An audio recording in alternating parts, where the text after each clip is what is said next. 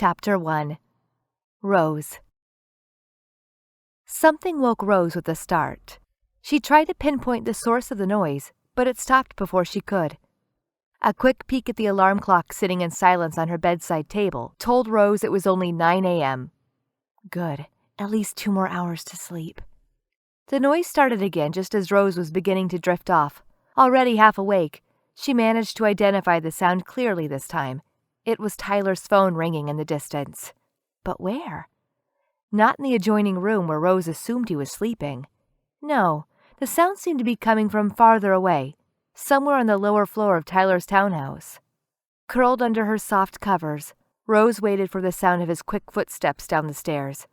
But it never came. He must have been fast asleep, in which case she doubted the faint noise of his ringtone would be enough to wake him. Tyler was a heavy sleeper ordinarily, and he'd been out all night, or at least until 3 this morning when she'd gotten in. She guessed he wouldn't wake up until at least noon. Rose waited for the phone to stop ringing so she could go back to sleep, but Tyler's vintage MC Hammer ringtone started playing again almost immediately. Can't touch this. Throwing a blanket away from her, Rose sat up and swung her legs off the side of the bed. What the hell? Who was so eager to talk to Tyler this early on a Saturday morning? Georgiana. The name popped into Rose's mind. She was the only person who'd obsessively binge call him on a Saturday morning and not get the message people wanted to sleep. Even Tyler's mom would have given up after 2 missed calls. Why was Georgiana so desperate to talk to him? Did they have a huge fight? Did he finally ditch her? No, that would be too good to be true. They probably just had some kind of argument. Rose sat on the edge of her bed, tense, listening. The phone had gone quiet again. She waited to hear if it was going to ring again and began twisting her long brown hair into a side braid. Sure enough, after a few seconds, she heard the same familiar tone. Can't touch this. Irritated, she hopped off her bed, threw open her door, and stepped out onto the landing. Tyler's door was shut. Rose pressed her right ear to the wooden panels. She heard the faint, regular breathing of someone sleeping. Listening more closely, she tried to make out the sound of a second person breathing. But she could only hear Tyler. It seemed he was alone. Rose stepped away from the door, disappointed. So the argument had not been about Tyler cheating on Georgiana with some other girl. Rose was surprised, and a little annoyed, that Tyler had been faithful to Georgiana for as long as he had. Not that she supported the cheating, but she was eager for Georgiana to be out of their lives, and Tyler had cheated on every girl he'd ever been with. It was maddening that the one girl he decided to be faithful to was an obnoxious Regina George type. The house fell silent again. Standing there in the hall in nothing but a turquoise tank top with a frilly trim and matching shorts, Rose shivered. Boston always seemed too cold compared to Texas, no matter the season. She would have preferred to wear an oversized sweater to bed, but last night she'd had no other choices. Busy with their summer academics fellowship for Harvard Law, she hadn't bothered to do laundry in weeks. Her Victoria's Secret pink set was the only clean thing left at the bottom of the sleepwear drawer. It was either that or 2 drops of Chanel No. 5. Rose massaged her arms with her hands to warm herself up as she turned around, away from Tyler's door and toward the bathroom. Might as well, since I'm already up. She finished her business and was about to exit the bathroom when she caught herself in the mirror. Her mini pajama fit her well. Yes, not bad at all. Pity she turned into a popsicle when she wore them. Rose moved her gaze up to her face. Her eyes were such a dark brown as to be almost black, and her skin tone made her look constantly tanned. Not like Georgiana with her impossibly white skin, long licorice black hair, and startling blue eyes. Did Tyler prefer blue eyes? Over the years, he hadn't shown any particular trend in his women. Tall, short, curvy, androgynous, brunette, blonde, redhead, it didn't matter to him, as long as they were attractive. Tyler's phone began ringing again downstairs, like an angry cat. Rose hissed at the mirror. How was she supposed to sleep if that damn thing was going to go off every 5 minutes? She exited the bathroom and ran down the stairs, the carpet muffling her steps. After a quick scan of the living room, no phone in sight, she eventually located the phone in the kitchen, a shiny rectangle lying innocently on the table, lifeless. Rose looked at its black screen accusingly just as it started ringing again. Georgiana's smiling face greeted her. So it was her calling. Rose grabbed the phone, turned it to silent, and put it back down, relieved. Georgiana's face remained lit for a few more seconds, and then disappeared. With the phone neutralized, she could go back to her peaceful sleep-in day. But as she turned to leave, a speech bubble popped up on the screen. The temptation was too strong. Rose snatched up the phone and read it. Georgiana. I'm sorry, okay? Can you please pick up? So they definitely had an argument. And it looked like it was Georgiana's fault. What could she have done? Nothing too bad, Rose was sure. Georgiana was all sweetness with Tyler. She acted nasty only when he wasn't around, during the rare times when Georgiana and Rose were alone together. Georgiana was jealous of her. That was the only explanation. The sentiment was strong and reciprocated, too. Georgiana didn't like the idea of her boyfriend living with his attractive female best friend, and for Rose, she didn't appreciate Georgiana's intrusion into their friendship, or the intrusion of any of Tyler's girlfriends, for that matter. And Georgiana was way more annoying than most of the girls he dated. She went to Harvard Law with them, meaning she imposed not only on their free time, but on their school time as well. In class, she sat with them, Rose on one side, Georgiana on the other, and Tyler sandwiched in the middle. At lunch, she ate with them. When they were studying, she followed them to the library. And she was at the house so often that Rose wondered if she was trying to move in without Tyler noticing. Georgiana being beautiful and rich didn't help, nor the fact that she was the daughter of one of the most powerful and recognized lawyers in Boston, Bradley Smithson. This was the first time since high school that Tyler had dated someone who was in school with them. Rose had forgotten how hard it was to have a daily reminder of him being with someone else. Not to mention the unwelcome novelty of being in the next room when Georgiana spent the night. Contractors should make thicker walls. It was almost like Georgiana was being a loud lover on purpose, to make sure Rose knew just how well Tyler satisfied her in bed. Her, not Rose. Never Rose. When Tyler had first started going out with Georgiana, it hadn't been so hard. Not while Rose had been with her boyfriend Marcus, her longest relationship to date. She suspected the 2 years she'd spent with Marcus had been Tyler's first experience with jealousy. She remembered being glad when he'd started dating Georgiana so she could finally stop feeling guilty for spending all her time with her boyfriend. Rose also hadn't told Tyler she was moving in with Marcus, and hadn't been sure how he would take the news. Then everything had collapsed. Marcus had been offered a huge promotion in LA, and in less than a month he'd left Rose heartbroken, with a canceled lease and nowhere to live. Of course, Tyler had stepped in immediately and invited Rose to stay in his spare bedroom. She'd accepted, grateful to have her best friend near her 24/7. Georgiana hadn't been happy about it. Rose sat in a chair at the kitchen table and rolled Tyler's phone in her hands, tempted to snoop. She didn't know why, but it seemed important she found out why Tyler and Georgiana had argued. But if Tyler discovered her at it, he'd flay her. He'd always been protective of his things, especially his phone, at least with his girls. And usually with a good reason. Although lately, he'd been growing increasingly private with her, too. Rose felt left out, and she couldn't help but blame Georgiana. Georgiana, who was sorry for something she'd done. What was it? She contemplated the black screen, trying to make up her mind. To spy or not to spy? What are you doing?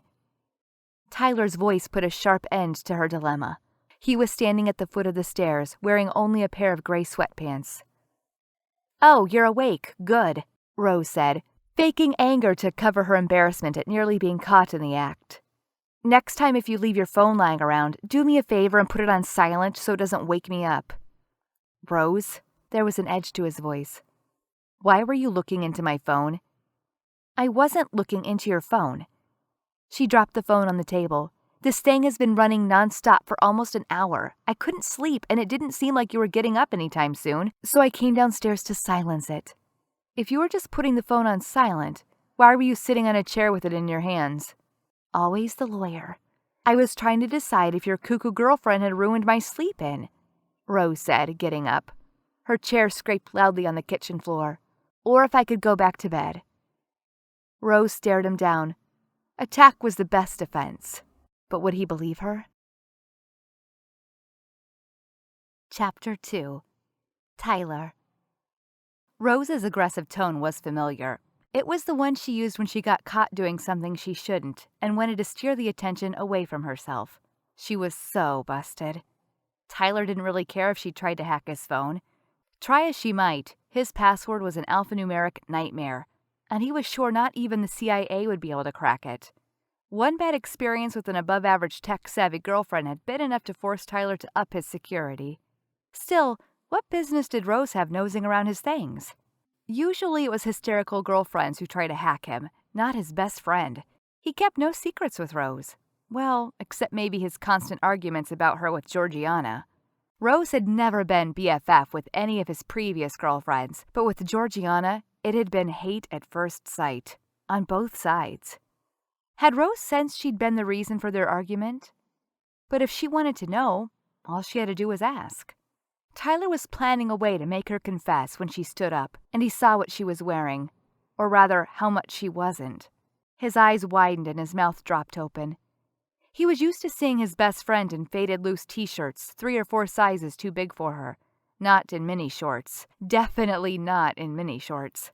Rose must have noticed his staring because she blushed bright red. Yet, she didn't lower her gaze or rush off. Weird. Regular Rose was so shy and reserved. So much so that in the 6 months they'd been living together, she'd never shown more skin than that on her ankles. When she showered, she brought her clothes in the bathroom and came out already changed. He'd never even seen her in a towel. Even when she did the wash, she planted herself outside of the tiny laundry room like a watchdog. She said she didn't want him to see her underwear because it embarrassed her. So her standing there, half naked and bold, was seriously freaking him out. Frozen, Tyler watched her walk toward him. Anyway, Georgiana says she's sorry, Rose said, brushing past him as she continued toward the stairs. And before you ask, no, I didn't spy. The message popped up on the screen. Tyler followed her, not quite able to tear his eyes from her derriere as she climbed up the stairs. He was shocked into silence. Seeing her like this was like being slapped in the face. He hadn't tried to sleep with her, sober or drunk, for how long now? 2 years. Not since she'd been with Marcus, not since her last fierce refusal of his advances. That night he'd been drunk and came on to her. Her no had been equally strong, worse than an ice shower. Sobered up by her rejection, he'd never been tempted to try again. Call it a strong reality check. To him, it had become clear she wasn't interested. So Tyler had set his mind on being her friend, just a friend. His reaction to her lack of clothes was a dead giveaway that he'd been kidding himself. He collapsed onto the living room couch, taking a few moments to steady himself and reboot his brain. He'd always thought Rose was beautiful, but he'd never considered her sexy. Yet today, her outfit combined with her defiant attitude made her irresistible. He needed to know what was going on to make her act so strange. As if pulled by an invisible rope, Tyler got to his feet and followed Rose up the stairs. His phone remained forgotten and lonely on the kitchen table, Georgiana's face surfacing on the screen yet again. At the top of the stairs, Tyler looked toward Rose's room. She'd left the door half open. Was it an invitation? He approached, padding quietly across the carpet, and peeked inside. Rose was lying on the bed, propped on a mound of pillows with her legs stretched out and crossed at the ankles. She was playing with her phone. To his delight, she hadn't changed or put on a sweater. His Rose, after being caught in mini shorts, would be covered head to toe by now. Something was definitely up with her. Tyler knocked on the door and stepped inside without waiting for permission. "Oh," she said, surprised. "I thought you'd be downstairs making peace with Georgiana." "What's up with the shorts?" he asked. She looked down at herself. "I was behind with my laundry, and this was the only clean set left." "Weren't you against Victoria's Secret and their objectification of women?" Tyler retorted. "I didn't buy them." Rose shrugged. "They were a present from Marcus." She said it casually, but he knew her well. He could detect the lingering sadness hidden behind the simple response. As a loyal friend, he ought to feel sorry for the abrupt way her relationship with Marcus had ended. Instead, Tyler couldn't help but be relieved that Marcus had moved to LA and out of their lives for good.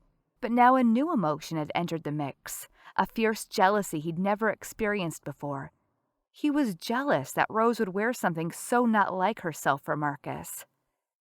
Tyler sat on the bed next to her. He took her right foot into his left hand, placed it in his lap, and started massaging her ankle. Time to switch on the charm and make Rose talk. Chapter 3. Rose. Rose was extremely aware of Tyler's thumb swirling around her ankle. How long had it been since he'd tried to sleep with her? Tyler had been well behaved since that stupid night 2 years ago, when she'd refused him in no uncertain terms. She almost flinched at the memory. At the time, she'd been so taken with Marcus that she'd been harsh with her best friend, treating him with contempt, and not in their usual playful way. Rose hoped Tyler had been drunk enough not to remember how badly she turned him down. But given that he hadn't tried anything ever since, not even after her breakup, some of it must have sunk in. Before that night, his cute, double-meaning jokes and her constant turning him down had let Rose believe she and Tyler weren't together by her choice, that if she only wanted, she could be his girlfriend, that he'd be different for her. But not anymore. A tingle rose up her leg from where Tyler touched her with the tips of his fingers. It had been easier to say no to Tyler when he was hitting on her once a week, but now she was out of practice and vulnerable, especially when he was standing in her room looking impossibly hot in sweatpants and nothing else. Rose's gaze traveled over his naked chest and down to his sculpted stomach before she forced herself to adopt a neck and above-only view policy. Not that staring at his face helped. With messy light brown hair, gray eyes, and lips to die for, Tyler was gorgeous. And he knew it. So what's up with Georgiana? Rose put her phone down and looked at Tyler expectantly. Oh, nothing, he replied. It must have been something if she felt the need to call you 10 times on a Saturday morning. I've already told you it was nothing. So why was she sorry about nothing? Why do you have to always insist so much when it comes to Georgiana? And why are you so adamant about not telling me? You used to tell me everything. I still do. No, you don't. Tyler's shoulder tensed and his grip on her felt tightened. I can't stand the two of you bickering anymore. I'm always caught in the middle. I've never said anything bad about Georgiana, Rose said, feeling her cheeks warm up. But apparently she doesn't have a problem talking behind my back. Tyler held her gaze for a few seconds before looking at the floor, embarrassed. Comprehension dawned. The argument, it was about me, wasn't it? Rose said, leaning forward. She folded her legs, her ankles slipping away from Tyler's grip. Why does she hate me so much? Don't be melodramatic. She's just jealous, that's all. Why am I the only friend she's jealous about, especially when I'm the only one you haven't slept with? Well, you're the only friend who lives with me. And Georgiana has this theory. The fact we haven't slept together is more meaningful than if we had. She actually said she wished we'd done it before I met her and got over it. And what exactly makes Georgiana think sleeping with me would make you get over us? Would it? Tyler asked with a hint of flirtation. He raised one eyebrow and smirked, making one of his cutest mischievous faces. It doesn't matter. We're not going to test it. Rose kept her sulky frown. So, what was she going on about this time? Tyler released a breath. Georgiana asked me when you were planning on moving out. Rose shot out of the bed as if it were made of burning coals. I didn't know I've overstayed my welcome, she spat. It was just like Georgiana to stick her posh nose into Rose's life, where it didn't belong. True, Rose was living in Tyler's swanky apartment without paying any rent, but only because Tyler didn't let her pay her share. To compensate, Rose did what she could. She bought most of the groceries and paid all of the bills, even though she and Tyler had never spoken about it. She thought he was fine with the arrangement. Georgiana had already made a snarky comment once to her. How nice it must be to live rent-free in such a nice neighborhood. Rose could only imagine what other things along that line she was telling Tyler. The thought made her livid. I can start packing immediately. Rose moved to grab some discarded clothes from a chair. Rose, will you calm down? Tyler said, grabbing her wrist and pulling her onto his lap. I've told Georgiana to piss off. You know I feel guilty about not paying rent, she protested, trying to ignore the fact that she was sitting on top of him, and they were both half naked. And you know I don't want you to pay anything. You already sneak around and pay all the bills before I even have a chance to open them. It's more than enough. He put his hands around her waist, making her stomach drop. Are you sure? Rose asked. She needed more than just a physical assurance. Rose, my life has improved since you moved in with me. The fridge used to look like a war zone. But now you make sure I eat all my vegetables, he joked. I bet she just wants me out so she can move in. Rose couldn't help saying. As if. Tyler snorted, and the goofy sound made Rose happier than she'd been all morning. She beamed at him, looking him straight in the eyes. Tyler stared back with a strange intensity, and suddenly, Rose's smile disappeared. He leaned in closer, slowly, and her breath caught in her throat in anticipation. Chapter 4. Georgiana. A few miles away, in another posh neighborhood of Boston, Georgiana paced around her living room.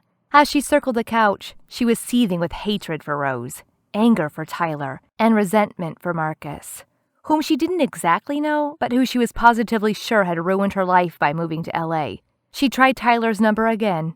When he didn't pick up, she threw her phone across the room and let out a growl. The phone hit an armchair and bounced off its soft cushions, landing on the carpeted floor. This wasn't going to work. Another woman living with Tyler wasn't right. How could he not see it? What was his house, a stupid co-ed? A charity? Georgiana didn't know for sure. But since Rose and Tyler came from the same rich neighborhood in Dallas, she doubted Rose had money problems. She was just a parasite. Tyler's best friend was Poison Ivy, and she was sprouting roots in his house. Why wasn't he picking up his damn phone?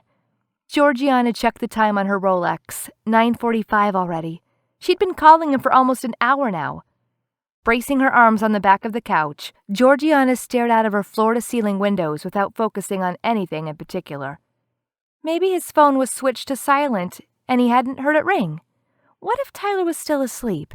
It wasn't unusual for him to sleep late on weekends, and they'd been arguing until the small hours last night. Tyler had left her apartment at 4 a.m.? By the time he'd gotten home and to bed, it must have been late. That was it, she decided. Tyler was still sleeping. Nothing to worry about. Yeah, they had a row, and he'd taken Rose's side, again. But it would pass. It always did. Georgiana's nervous fingers tightened their grip on the soft cushion's fabric. Men. They could sleep through everything.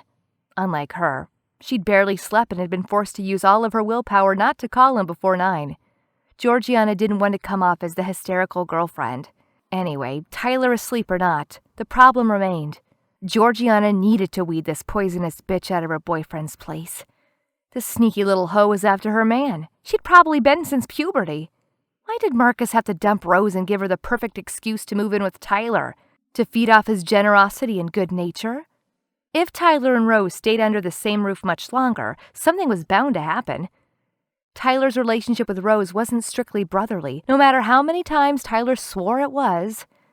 Georgiana didn't believe in male-female friendships, and their body language sent a clear message. There was tension between them.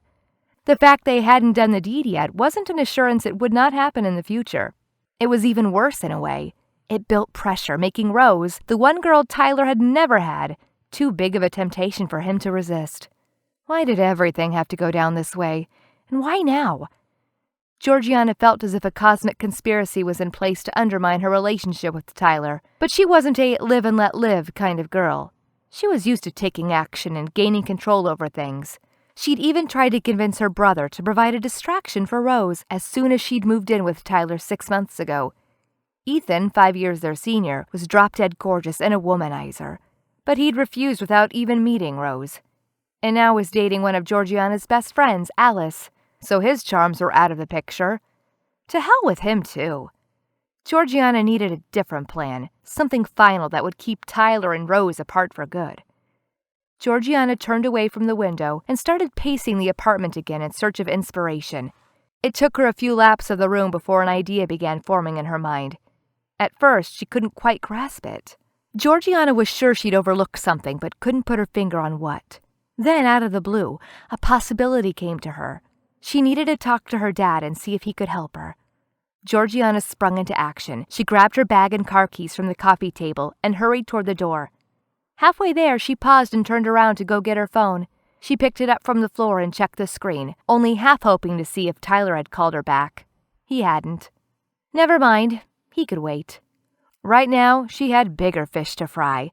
Filled with purpose, Georgiana plonked the phone into her bag and exited her apartment. She felt strangely calm and regenerated.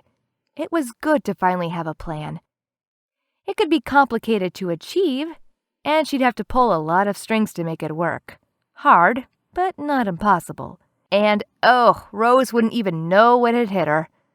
Georgiana opened her car and sat behind the wheel.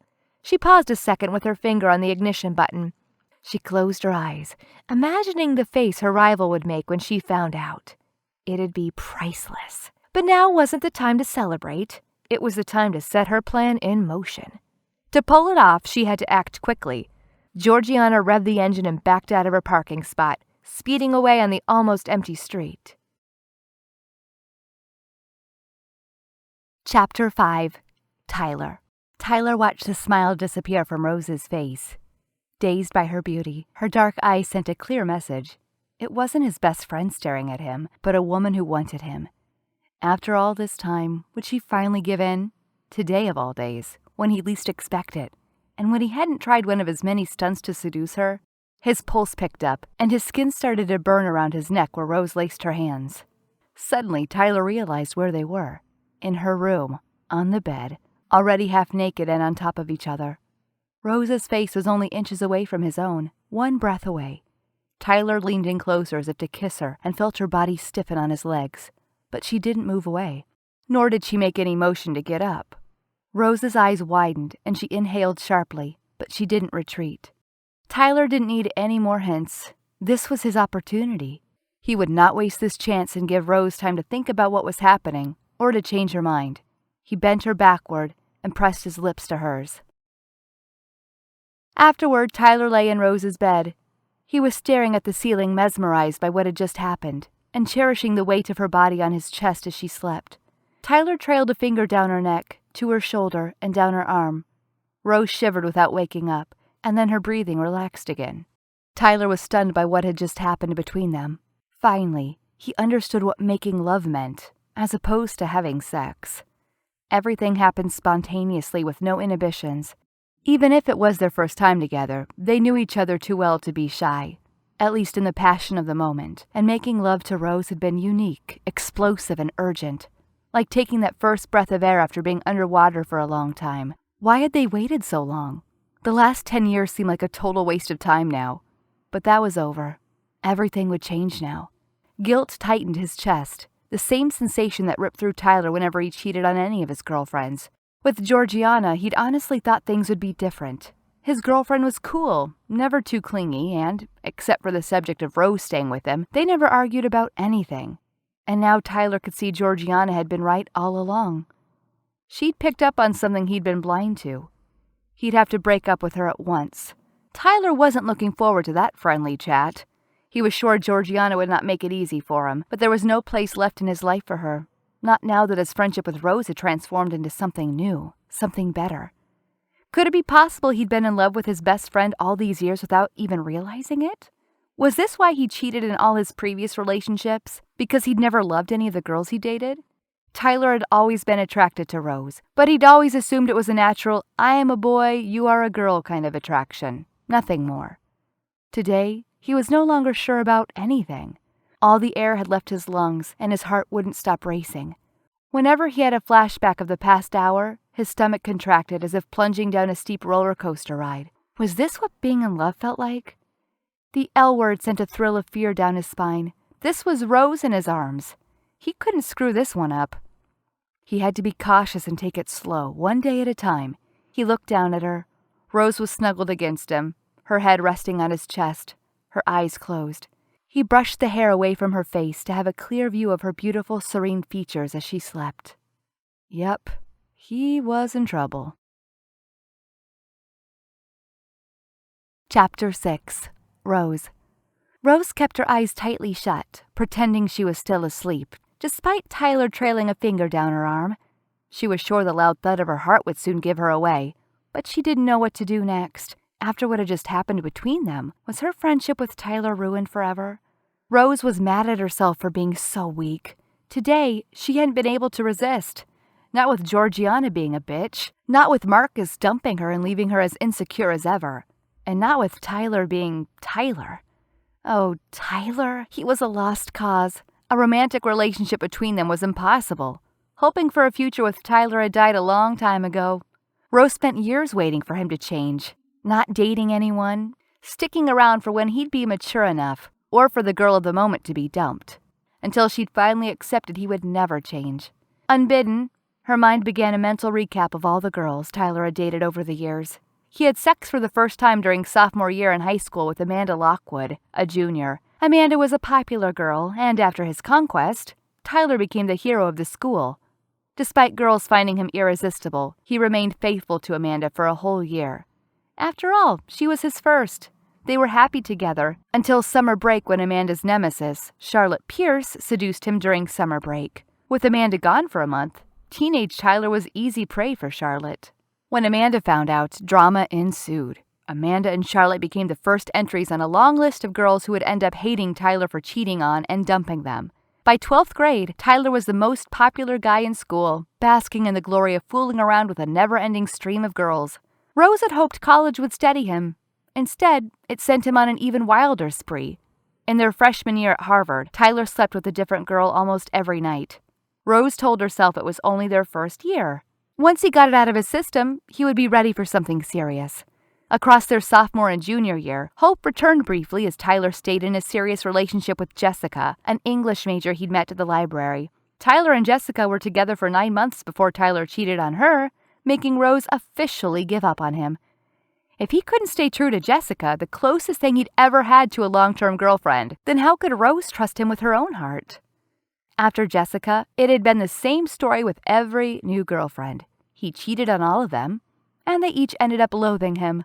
Rose didn't want to end up loathing her best friend. He was the most important person in her life besides her parents. He was family, and she knew a romantic relationship would lead exactly to that. In the end, he'd cheat on her. If not in a year, in 5 or 10. It was a given. Tyler simply wasn't a monogamist. Rose would end up bitter, with her heart shattered. Today had been a mistake, a big one, but they could fix it. They had to.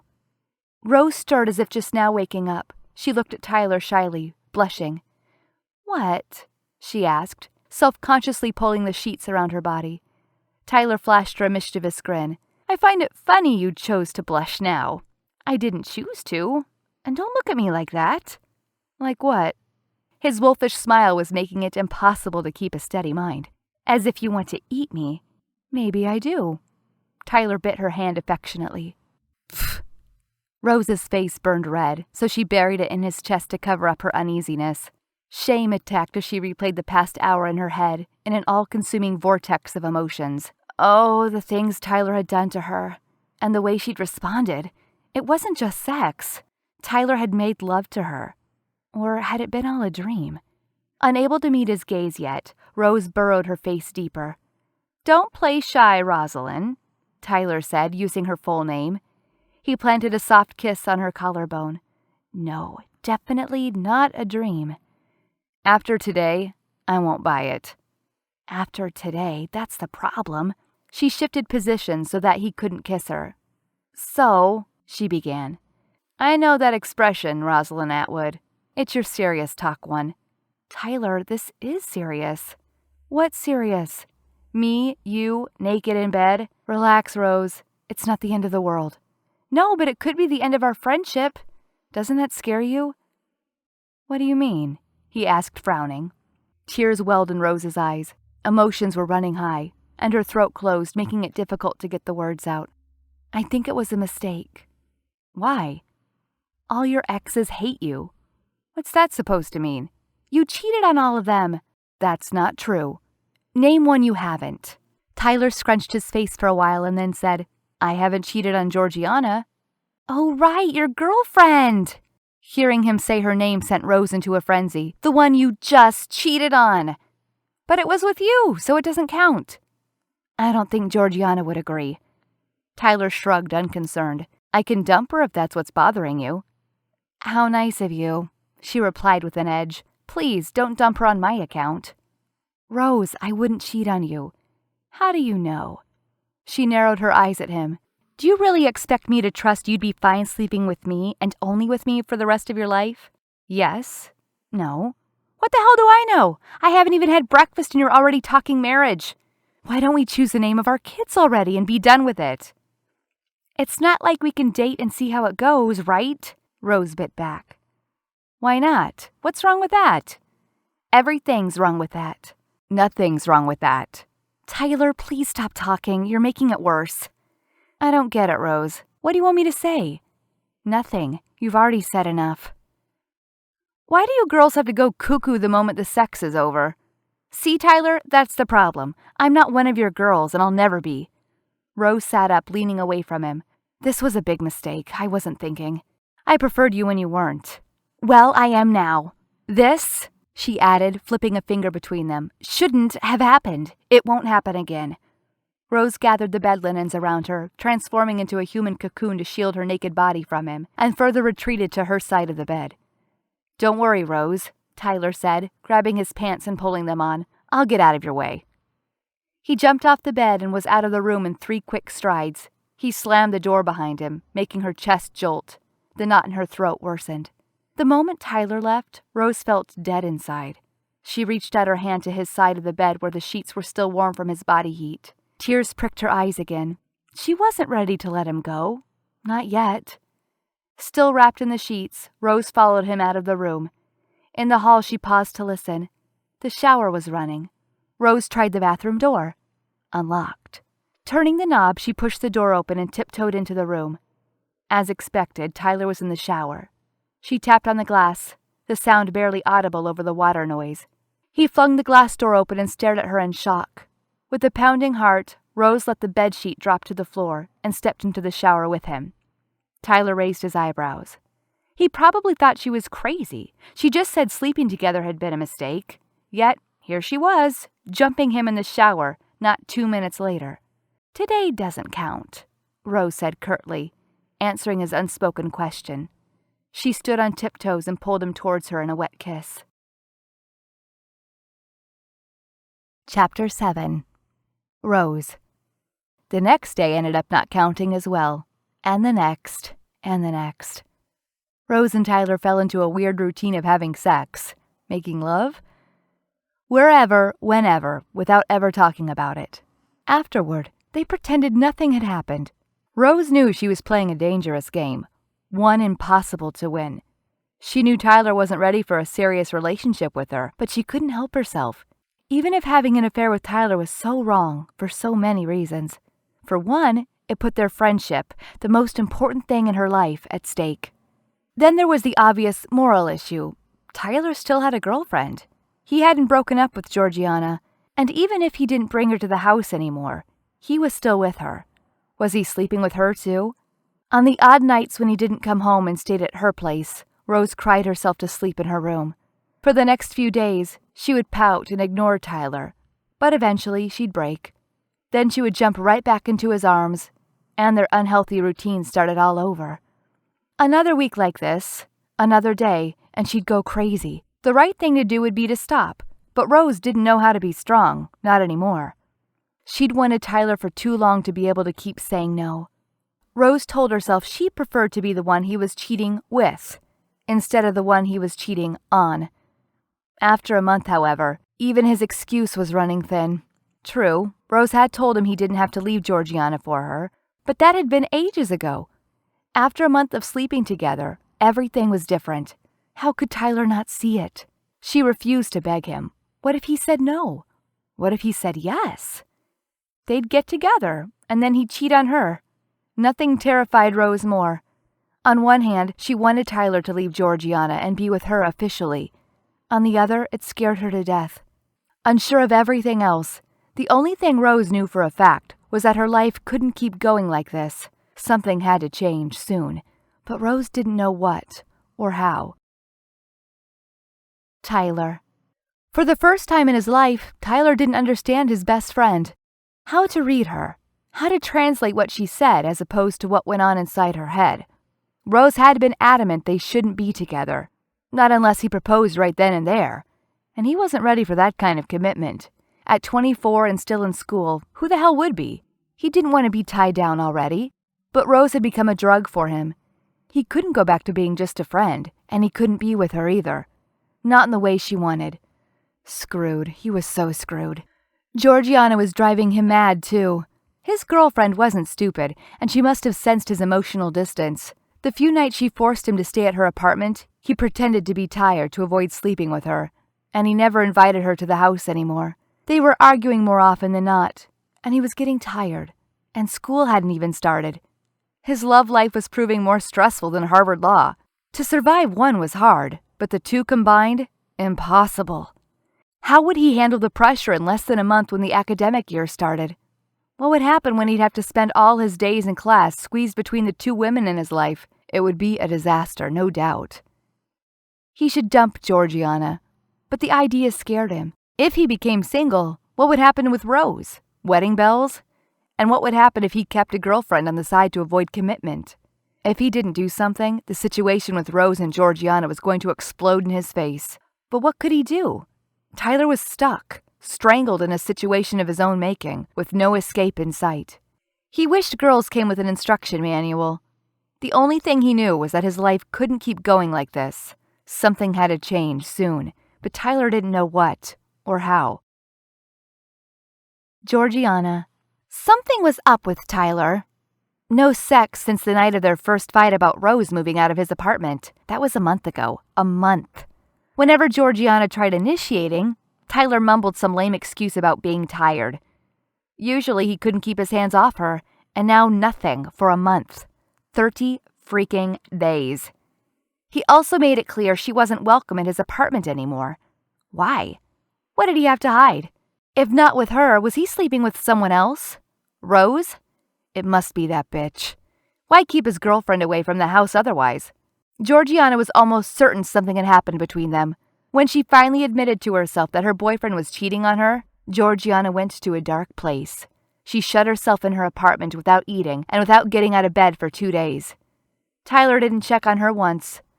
His conspicuous absence and indifference transformed the numbing pain in a rampaging fury.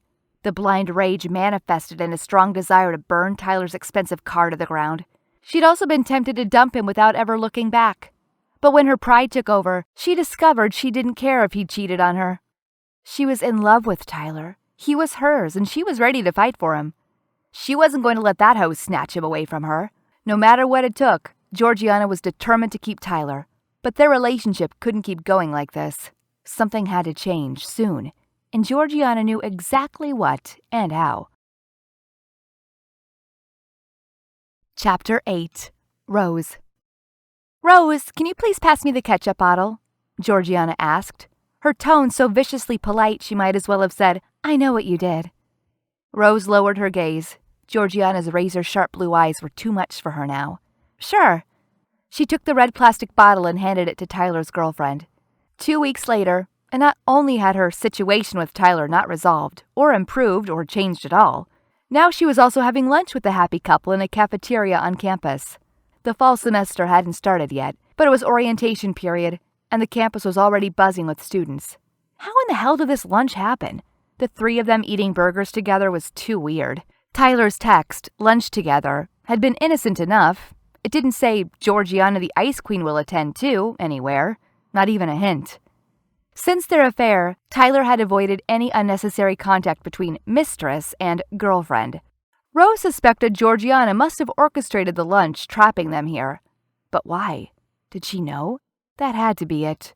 Georgiana knew about her and Tyler, and now she would slowly torture them until they confessed. No matter how many fake smiles Georgiana shot Rose, they never reached her cold, calculating eyes. That freezing blue gaze sent Rose a clear message. I hate you. Rose studied Georgiana as she sat possessively next to Tyler, eating all his fries. Did she know Rose loved eating his fries? Was her dominion over his French fries a metaphor for their love triangle? Rose hated that out in the open Tyler belonged to Georgiana, and that she, the other woman, was powerless about it. Rose, Georgiana said, still all sweetness, do you have any plans for this coming Friday? No, nothing in particular, Rose said cautiously.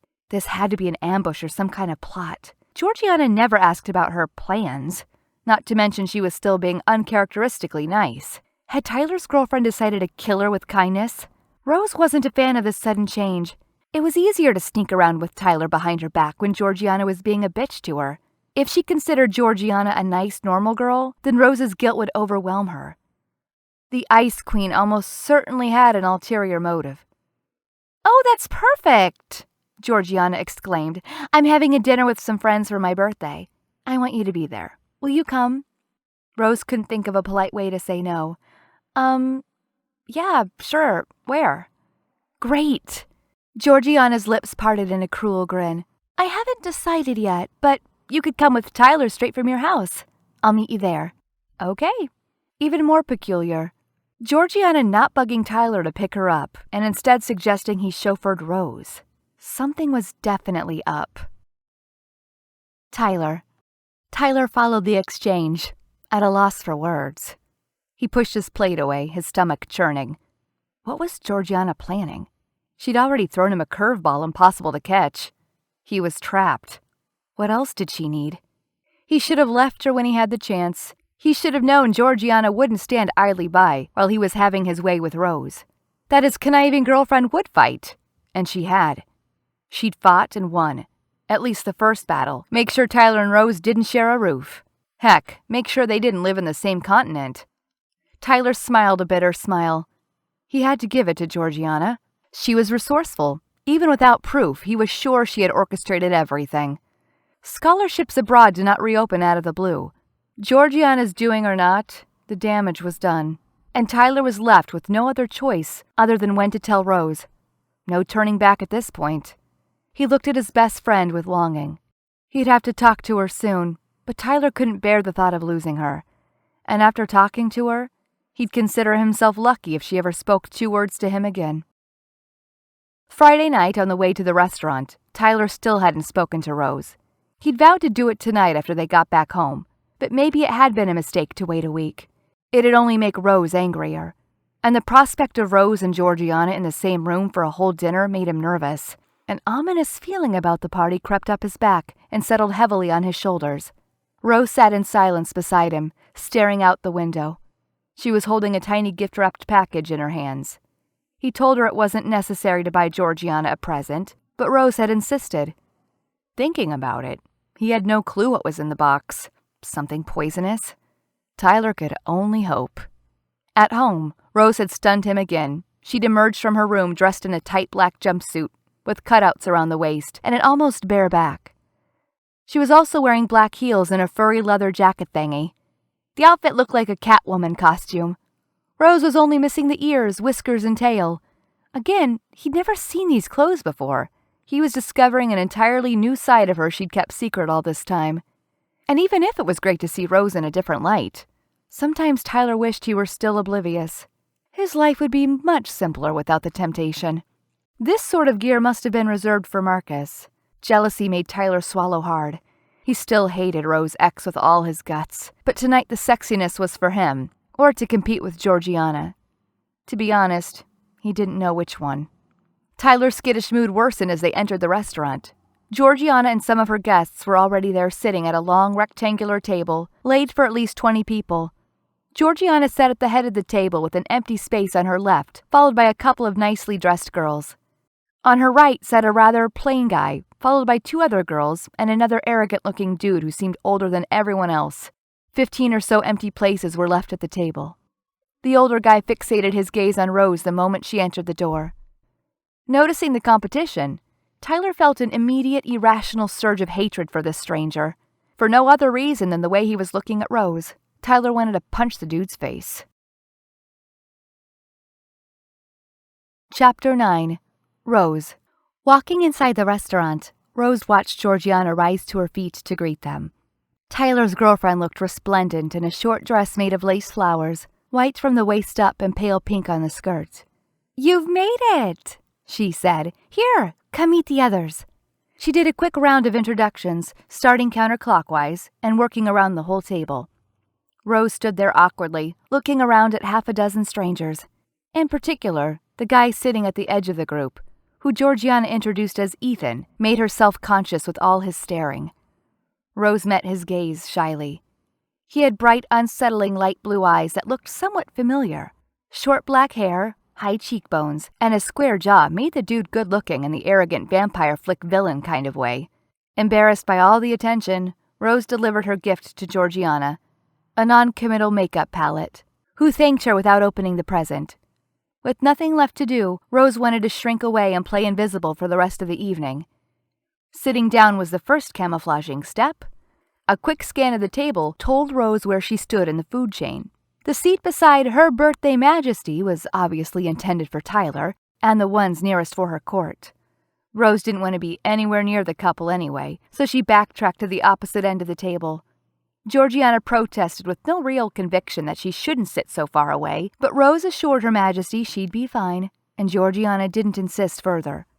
Rose had a hunch about the night ending badly for her. She'd never seen Georgiana look so radiant, so smug. At this very moment, Georgiana was watching Rose with an expression in between triumph and pity. Why? Something was happening, and Rose felt like the only clueless party present. Tyler had been behaving strangely all week, and she couldn't tell what had changed. Combining that with the evil stare above Georgiana's smiles only increased her anxiety about the party. What on earth had made her agree to come? The moment Rose sat down, Ethan got up and whispered something in Georgiana's ear. He took his half-empty cocktail with him and moved toward Rose. The dude was tall, although maybe an inch or two shorter than Tyler. Speaking of the devil, she stole a glance at Tyler for just a second. He wore an expression of contempt on his face as he followed Ethan's movements. Good, serves him right to be the jealous one for a change. Rose looked around at the other guests and spotted another hostile gaze. Only this one was targeting her. The blonde girl who'd been sitting next to Ethan didn't appear at all happy with his moving toward Rose. Don't glare at me, lady. I didn't ask your guy to come talk to me. Is he even your guy? Hello, Ethan said as he took the seat next to her. It didn't seem right to have you sit here all alone. I'm Ethan, Georgiana's brother. Ah, that explains why the eyes looked familiar. And you're Rose, right? He continued. Right. She smiled at him, blushing under his piercing gaze despite herself. Was this what Tyler felt whenever Georgiana looked at him? Rose's heart sank into her chest. Ethan. Ethan was intrigued by the faint blush that appeared on Rose's cheeks as he spoke to her. In fact, he was intrigued by everything about Rose. When his sister had begged him to seduce her boyfriend's new roommate, she described Rose as austere-looking but pretty. The woman seated next to him was neither austere nor pretty. To call Rose pretty would be the understatement of the millennium. She was a dark beauty, with her long brown hair, olive skin, and almost black eyes. And to think he'd wanted to stay at the office tonight. So, how do you know my sister? He asked, feigning cluelessness. We are at Harvard Law together, and she's dating my best friend Tyler, Rose said. You came here together? Yeah, I'm crashing at his place until I can find one of my own. I had a lease mishap. What kind of mishap? Ethan asked. Georgiana had already filled him in on the drama with her ex-boyfriend, but he wanted to see if Rose would volunteer the information. She did. Oh, nothing serious. My ex-boyfriend dumped me a month before we were supposed to move in together, and I'd already canceled my lease on my old place. Rose shrugged, smiling awkwardly. Ethan realized he liked her even more after her straightforward answer. So, being Georgiana's brother, can I safely assume you're a lawyer? Rose asked. I am afraid you can't, he said with a naughty smile. You didn't go to Harvard Law? I thought every offspring of the Smithson family went to Harvard. I did go to Harvard Law, as did all my siblings and cousins before and after me, Ethan replied, amused by the way she'd wrinkled her nose in confusion. And after all that pain, you didn't become a lawyer? Actually, I did. I don't understand, Rose said. What happened? I tried the big studio with the big cases and the long hours for a year and hated it, so I quit. And your father let you? He had little choice. I'm over 18, you know. You stood up to Bradley Smithson? I'm impressed. Ethan roared with laughter. To me, he's just Dad. So did he make a fuss? She asked. Of course he did. But in the end, when he saw my mind was set, all he could do was make me pay him back my tuitions. For law school? And college, too. Ouch. Rose winced. And you managed? Just about. I'm still paying. Having him as a creditor makes me regret not taking out student loans. So what do you do now? I'm in real estate. Ethan scrutinized her face for a reaction. Was she going to give him the downright sorrowful look of contempt other lawyers reserved for him when he told them his new occupation? She didn't. My father's in real estate, Rose said. What do you do exactly? I buy places that need refurbishing and restore them. When I'm done, I resell them or rent them out. If you have some nice studio apartments to rent, you could show them to me, she said, and then looked away as if she immediately regretted her words. So you're looking to move out? Ethan said, his eyes never leaving her face. He saw her throw a furtive, guilty glance at Tyler, who was looking back at her pointedly. I mean, not that I have much of a budget, she backtracked. I'll see what I can do, he promised. If something interesting pops up, you'll be the first one I call. Ethan meant the words. For once, he found himself united with his sister and her wishing for Tyler and Rose not to live under the same roof. From what he'd gathered from Georgiana on their way here, he didn't think it'd be a problem for much longer. Still, Ethan wanted Rose out of Tyler's house as soon as possible. Why? He wasn't sure yet. He just recognized it as a fact. Chapter 10. Rose. Once all the guests had arrived, menus were distributed, and Rose picked one up as an excuse to conclude the conversation with Ethan. She stared at the pages, not really reading them. Instead, she felt guilty for lying about her need for an apartment, or for it to be on a budget. Well, not exactly lied. Her dad was in real estate. She just omitted that his company owned half of Dallas, where she and Tyler were from. Rose wasn't as comfortable as Tyler when it came to displaying her family's wealth. Yes, she had asked her dad to help with money, but only to cover her tuition and limited living expenses. So it was sort of true she was on a budget for her rent, even if the budget was self-imposed. What wasn't true was that she was looking for a house. She had no intention of moving out of Tyler's home. Rose focused on the menu, for real this time, but didn't understand what she was supposed to order. What were a nigiri, a maki, or a miso? There were no pictures to provide context, as the restaurant was definitely too classy for those. Yeah, everyone was supposed to eat sushi and speak foodie Japanese these days, and it was unsophisticated of her not to. But she couldn't digest the idea of eating raw fish. The concept made her slightly nauseous. Psst, she whispered with her face hidden behind the leather menu. Are you talking to me? Ethan asked, cocking his head toward her. Mm-hmm. Are you a sushi connoisseur? I've had my fair share. Why? He spoke with his whole head hidden behind the black menu, and his face turned toward hers. I don't have the faintest idea what any of this is. Can you help me out? You've never had sushi? Ethan seemed shocked. I'm from Texas, where eating something that hasn't been barbecued or at least grilled is considered a state offense. You're from Texas? But you don't have a southern accent. My mom is from Chicago, but we moved here ages ago for college. Your mom and you? Ethan asked. Oh, no, I meant Tyler and me. Rose shifted uncomfortably in her seat, not sure she wanted to talk about Tyler with Ethan. We've known each other since preschool. He's like family. Family, huh? Ethan appeared skeptical. Was she such an open book? She deliberately changed the subject. Will you order for me? He laughed. Sure. I want something like a beginner set of the less gross things. By gross, I'll assume you're referring to the raw fish. In case you didn't know, they also have cooked stuff here. You want me to get you one of those? You know what? I don't think I'll give sushi another try anytime soon, so I might as well go all in with the uncooked bits. You're the adventurous type. Ethan winked one of those daring blue eyes at her, causing her stomach to do a little involuntary flip. I like it. When their food arrived, Rose found herself in another predicament, and she did not grasp the use of chopsticks. Ethan? She murmured. It was the first time she said his name, and she liked the sound of it. How can I be of assistance? Do you think they'd flay me if I asked for a fork and a knife? He chuckled. You're helpless, aren't you? I'd like to see you fight a full rack of greasy barbecued pork ribs with your bare hands in your neat white shirt, she joked. Then it'd be my turn to laugh. Ethan chuckled again. Japanese actually eat sushi with their hands. It's supposed to be eaten that way, at least for real hardcore sushi dinners.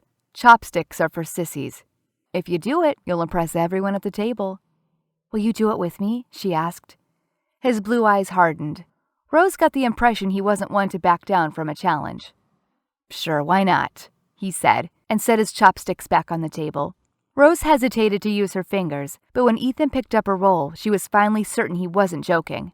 She followed his lead, raising one of her rolls halfway to her mouth.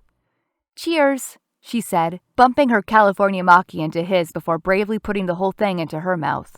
Cheers, he responded, smiling. After she tried a bite of everything he'd ordered for her, he said, So what's the verdict? Rose swallowed the last mouthful of the piece she was chewing. To be honest, I've had better food. Like a barbecued rack of greasy pork ribs? He teased. Exactly. But I thought this would be a lot worse. So I haven't managed to bring you over to the raw side. I'm afraid not. Hey, I've been meaning to ask. What's this? Rose pointed at a lime green ball that looked like Play-Doh. That's wasabi. What's it for? It adds a spicy flavor to the rolls. Oh, I like spicy food. She grabbed the ball. Don't, he warned. It's really spicy. She considered him for a second, the tiny ball still held between her thumb and index finger. Okay, let's see. Rose placed the tiny ball back on the wooden tablet, acting as a plate, and used one of her discarded chopsticks to split the wasabi into 2 identical halves. Is this better? She asked.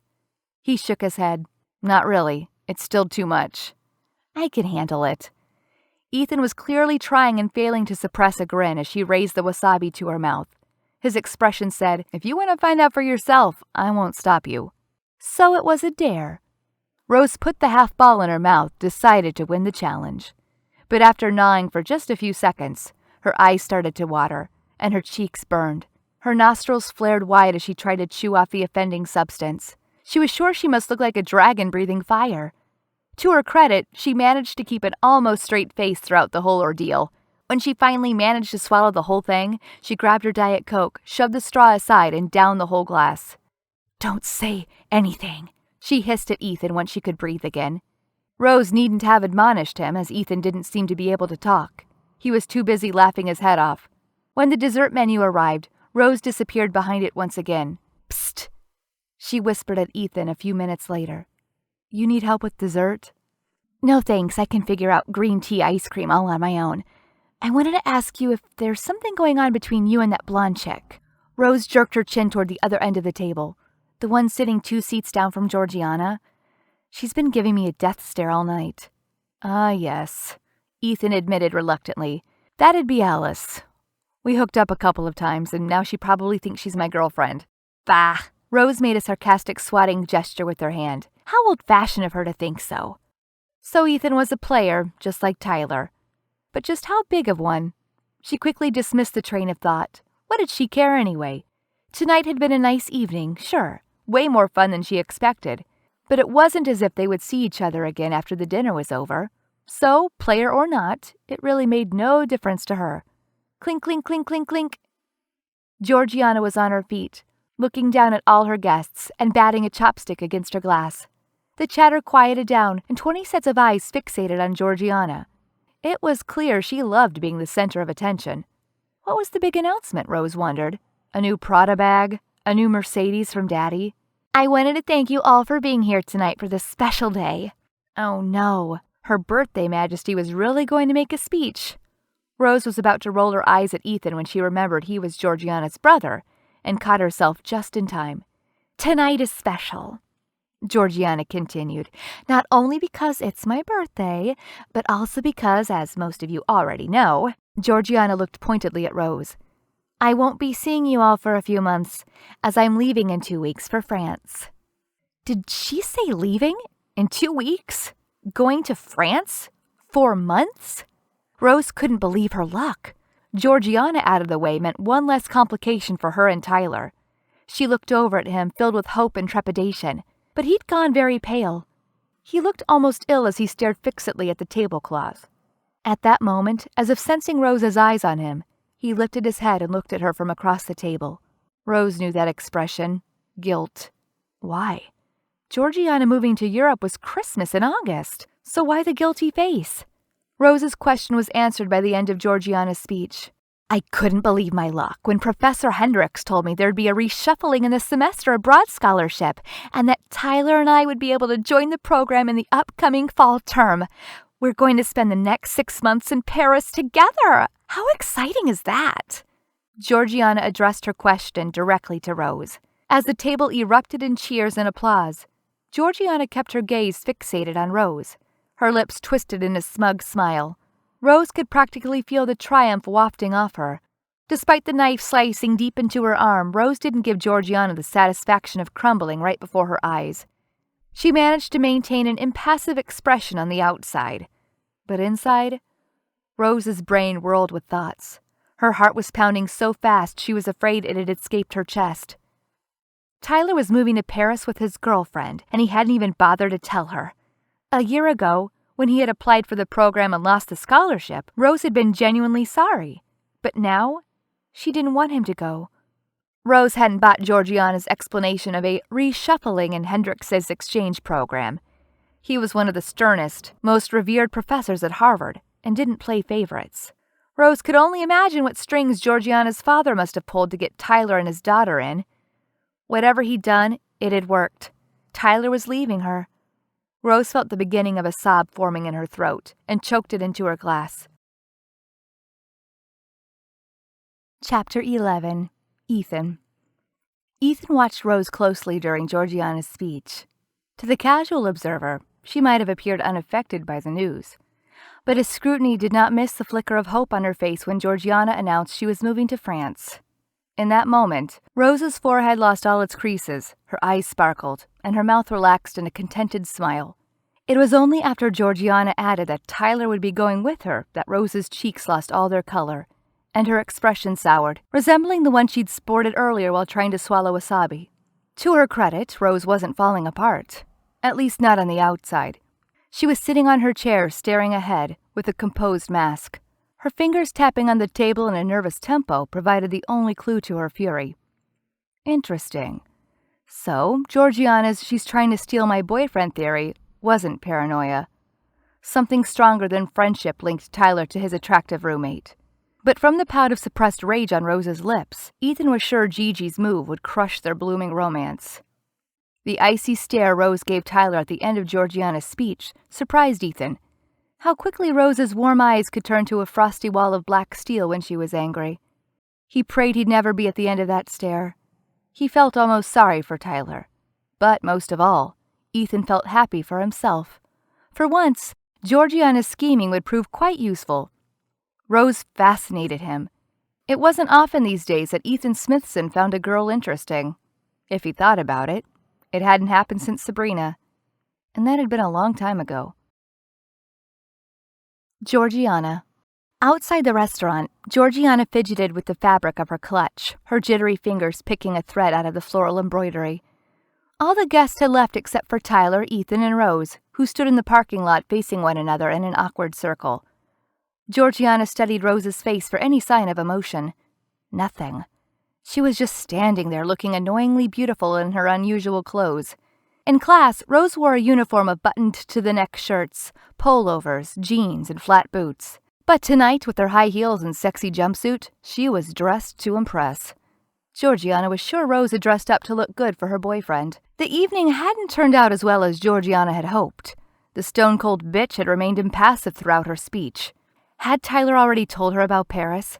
Georgiana couldn't be sure one way or the other. Sometimes Rose was inscrutable, and her announcement tonight had not produced the powerful effect Georgiana anticipated, longed for. Rose crumbling in front of everybody or leaving the restaurant in a sobbing fit would have been the icing on her birthday cake. But it didn't really matter. In 2 weeks, Georgiana would be gone with Tyler, and Rose would no longer be a problem. "Baby," Georgiana said to Tyler, linking arms with him, "do you want to stay over at my place tonight?" "Actually, I came here with Rose," Tyler said. "I should probably drive her home." "Oh, I can do that," Ethan offered, stepping forward. "I think it's better if I drive her home," Tyler said. His possessive attitude irritated Georgiana. The day they left for France couldn't come soon enough. "I'm sure Ethan is a proficient enough driver to see me home safely," Rose said, putting an end to the discussion. Her cold stare dared Tyler to add something. Well, look at that." Just when Georgiana thought her fun was spoiled, her moment of triumph had finally arrived. Rose was angry, very angry. Tyler hadn't told her about Paris after all. Georgiana made an evil laugh inside her head. Wahaha, mission accomplished. "It's all set then," Georgiana chirped, moving toward Tyler's car. It was annoying for her brother to pay attention to Rose tonight since he didn't have to anymore. Not to say mortifying for the way he'd ignored her sorority little sister Alice. From what Alice had told her, she and her brother were in a committed relationship. So why flirt with another girl all night and offer to take her home? Especially now that Georgiana didn't need him involved with Rose. Anyway, if her brother wanted to toy with Rose, whatever. The more water under the bridge of Rose and Tyler, the better. But poor Alice. "I'm this way," Ethan said, steering Rose away with a hand on the small of her back. Georgiana pulled Tyler toward his car and tried to ignore the fact that her boyfriend appeared jealous of her brother. Chapter 12. Rose. Ethan drove a black Mercedes SL, a sports car that fitted his character like a glove. Rose was glad it was him driving her home tonight. The thought of being stuck in a confined space with Tyler was unbearable just now. She didn't even care that he was staying over at Georgiana's. She was too angry for that. They didn't speak much on the way to Tyler's house, except for Rose offering the occasional direction. All the playfulness of the night had evaporated, and with too much on her mind to make small talk, Rose kept quiet. Ethan didn't seem to mind the silence, though. When they pulled up in front of Tyler's building, Ethan was jumping out of the car before Rose had even had a chance to thank him for driving her home. He circled it to reach her side and opened the car door for her. A tiny smile escaped her lips. This guy was full of surprises. "How gentlemanly of you," she said, taking his outstretched hand. "I'm no gentleman," he said, his eyes suddenly dark in the cold night. "I only wanted to do this." Ethan pulled her up and out of the car toward him, moving his free hand to the small of her back and forcing their bodies closer together. He kissed her. At first, she turned rigid in his arms. Rose hadn't expected the kiss, but after the initial surprise, she found herself responding. Her body took control, and she pressed herself against him. As suddenly as she let herself go, though, Rose regained control and pulled away from him. She threw him a quick glance, blushing. Rose's eyes traveled low, fixating on the curb for a while before she was steady enough to look at him again. Leaning with her back against his car, she said, "I guess that was good night, then." "I guess it was." "Good night, Ethan." Rose stepped toward him. "Good night, Rose." He cupped her face in his hands and planted a soft kiss on her lips. Rose could sense his stare on her back as she walked away, and couldn't resist glancing back at him one last time. Ethan had taken her place against his car, watching her go, his gaze smoldering. Rose ran the last few steps toward the door and disappeared inside the house, feeling out of breath. The moment she closed the door, however, the brief elation Ethan's kiss had given her vanished. As she collapsed to the floor, a strong pain constricted her lungs. Rose rested her head on her knees and let the tears she'd been holding back for the past hour run freely. Tyler. In Georgiana's apartment, in her bed, Tyler lay awake, restless. Georgiana was sleeping naked beside him, snoring faintly. He'd had sex with her tonight, more out of frustration than anything else. Tyler hadn't enjoyed it. He'd been thinking about Rose the entire time. Even when she wasn't here, she was all he could think about. He'd been livid with her all night for the way she'd openly flirted with Georgiana's brother. And now, white-hot jealousy was coursing through his veins like venom. Tyler couldn't get the image of her going home with Ethan out of his mind. Had she really gone home, or had she gone back to his apartment? Was she having sex with him now? The thought of Rose, naked with somebody else, was unbearable, unthinkable. The image was enough to send him shooting out of the bed. Tyler needed to know, now. He had to know if she was at home, waiting for him or not. The sudden movement woke Georgiana. She stirred and looked at him. The room was in half-darkness. The only light came from the street lamps outside. Tyler doubted she could see much more of him than his dark silhouette. "What's up, baby?" she asked. "I can't sleep. I need my bed." "You never had a problem with my bed before." "I do tonight," he said harshly. Then, realizing it'd be easier to be nice to Georgiana rather than start an argument, he leaned toward her to kiss her forehead. "I'll call you tomorrow when I wake up, okay? Now go back to sleep." Apparently soothed by his sweet tone, Georgiana didn't protest further, her eyelids fluttering shut. The journey home seemed infinite to Tyler, even though the streets were deserted this late at night. Every red light seemed to linger for an eternity. He sat in his car nervously drumming his fingers on the wheel, coils of anxiety twisting his stomach into knots. Rose was home. She had to be home. Tyler needed to explain Paris to her, and then she'd forgive him. Rose always did. 6 months was nothing. They'd known each other for all their lives. 6 months in France didn't matter. When he finally pulled over in front of his house, Tyler parked the car in a hurry and ran up the alleyway. Once inside, he paused briefly in the entrance hall, listening for any sound. Nothing. All was silent. He took off his shoes and jacket without turning on any lights and ran up the stairs, trying not to make too much noise. Rose's door was closed. He stopped in front of it for a moment, undecided. But he had to know.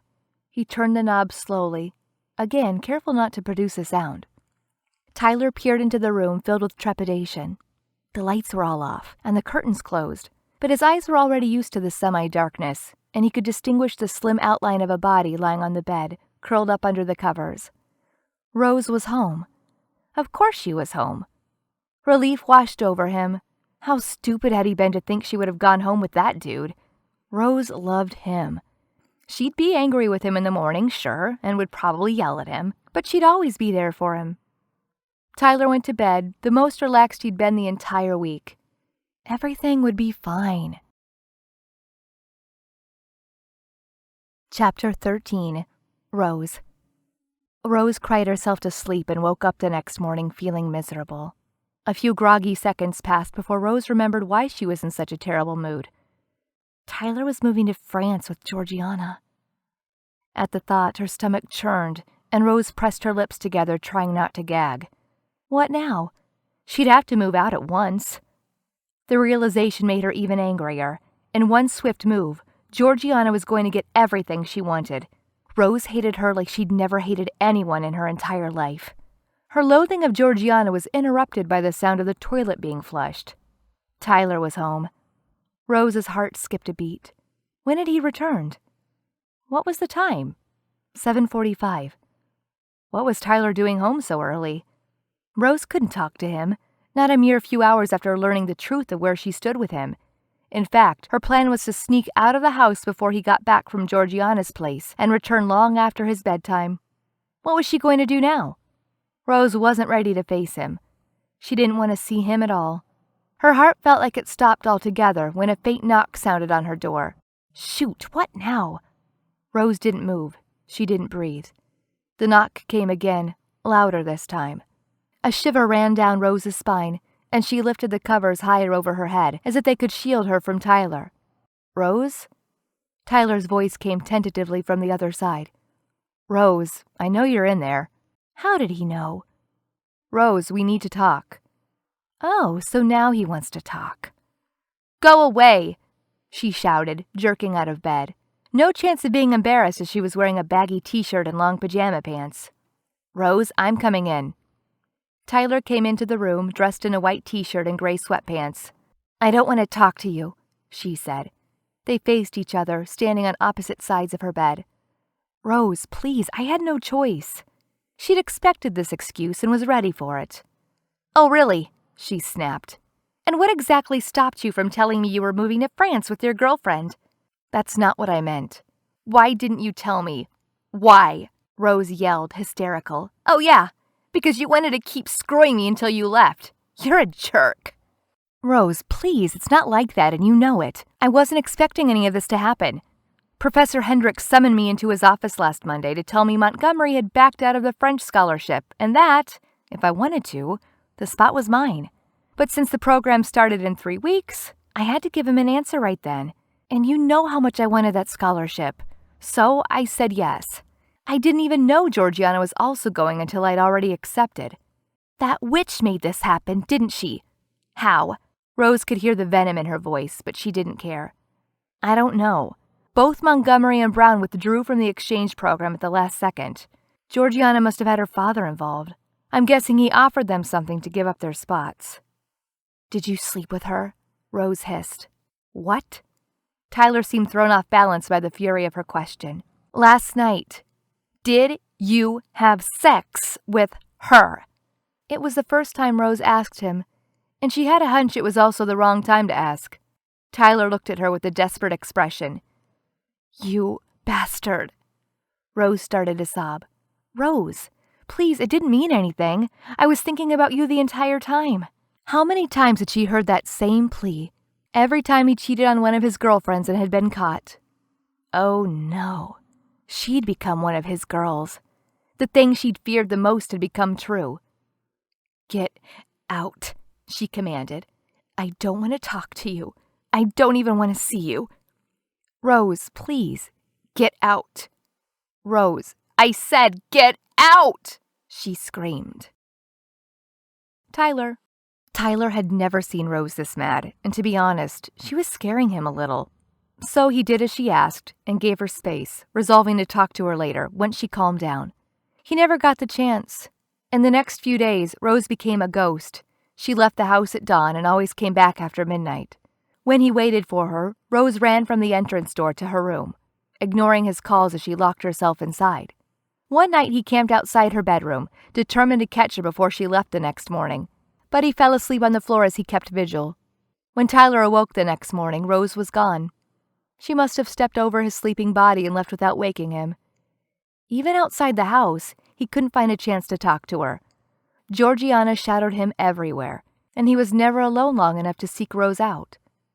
During his last week in the States, Rose disappeared altogether, only to reappear 2 days before he was to leave for Paris. Tyler suspected she'd gone to Dallas to visit her family without telling him. The night before his departure, Tyler was in his room finishing packing when he heard the front door slam shut. Rose was home. No one else had a key. For a moment he was tempted to go out and try to talk to her again, but given how badly every previous attempt had gone, he decided it was better to wait until he was back from France. When Tyler returned, he'd get rid of Georgiana, and then Rose would forgive him. Chapter 14. Rose. Rose hid in her room, feeling dead inside. Tyler was leaving tomorrow. He wouldn't just be in a different city. He'd be on a different continent entirely. She'd done her best to avoid him after their fight. Rose didn't want to hear his excuses. She'd heard all of them before, the same words uttered 1,000 times to as many girls. When she'd found him sleeping outside her door, she'd almost given in, but somehow she'd managed to stay strong. But tonight was different. It was their last night. Rose changed into one of the longish t-shirts she liked to use to sleep and lay on the bed. But she couldn't stand still.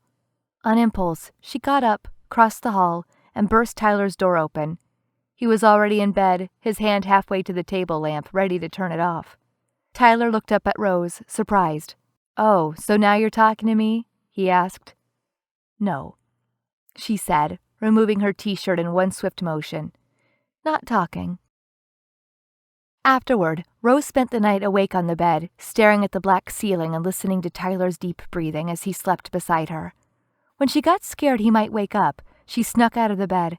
Outside his window, the first light of dawn was approaching, and the night fled before it, just like Rose was fleeting from Tyler. She collected her discarded t-shirt from the floor and tiptoed toward the safety of her room. Once inside, Rose locked the door. Tyler wouldn't try to wake her the next morning. He had to leave early for the airport. She didn't want to say goodbye. She couldn't. Over the next few weeks, the memory of that night haunted Rose, no matter how much she tried to push it out of her mind. She needed to forget Tyler. He was in Paris with Georgiana. What were they doing? No. She had to stop torturing herself obsessing over what Tyler was or wasn't doing and move on. A 6-month break would do the trick. It had to. If she wanted things to go back to the way they'd been, she only needed time to forgive and forget. It wasn't too late for them to be friends again, but she needed to move out before he came back. This house was too full of him, too full of them. Right. Move. It was a Saturday morning, 3 weeks after Tyler and Georgiana had left. Rose was at the kitchen table, scrolling through Craigslist, looking for rental houses. She'd already found a few options within her price range, but the pictures were so revolting that the search was doing nothing to improve her mood. As she looked at one ugly house picture after another, her phone started ringing. An unknown number beginning with the Boston area code appeared on screen. "Hello?" she greeted, perplexed. It wasn't often she received phone calls from unknown numbers. "Rose?" It was a male voice, one she didn't recognize. "Yes, who is this?" "You have no idea who I am. Ouch, I'm hurt." He was funny, and she liked his voice, but she kept quiet. "It's Ethan." Her stomach did a little flip. "Georgiana's brother?" he added for good measure. Georgiana, Tyler, France. Her stomach landed from the flip with an almighty crash. "Oh, hi," she said, trying to keep an even tone. It wasn't easy. She felt like she might start sobbing at any moment. "Hi." He sounded put off by her subdued reply, which somehow uplifted her. She resumed in a much cheerier tone. "Just when I thought you'd forgotten all about me." She had a hunch it wasn't by chance he'd waited until Tyler was out of the country before calling her. Well, I had to make sure I could present a winner before calling you. A winner? Rose asked, both puzzled and captivated. I have a wager to propose. This early on a Saturday morning? Shouldn't we wait until at least, I don't know, late afternoon before we start gambling? Normally I'd say yes, but since I have a better chance of winning in broad daylight, you'll have to make an exception. Would I want you to win? She asked, surprised by her own coquettishness. I think it'll be a win-win, so yeah. I'm intrigued. Tell me everything. An hour later, as she walked up the steps of a fancy new building just a few blocks away from Harvard, she knew she'd lost the bet. As Ethan had predicted, she was not at all sorry about her defeat. Ethan had called to show her an apartment he thought she might like, on the condition that if she were to take it, she'd have to go out to dinner with him. Rose vaguely remembered telling him about her search for an apartment the night of Georgiana's party. It hadn't been true back then, and she hadn't foreseen her lie becoming the truth quite so abruptly. But now she was glad for it. She welcomed the distraction. It was the first positive thing that had happened to her in a while. Ethan had picked her up in his black Mercedes 30 minutes after calling her. She'd barely had time to take a quick shower and get dressed before he'd arrived. Are you sure this is within my budget? She asked, eyeing the luxurious building. The owner's a good friend of mine, and he's agreed to lower the price for a reliable, tidy tenant who won't trash the place.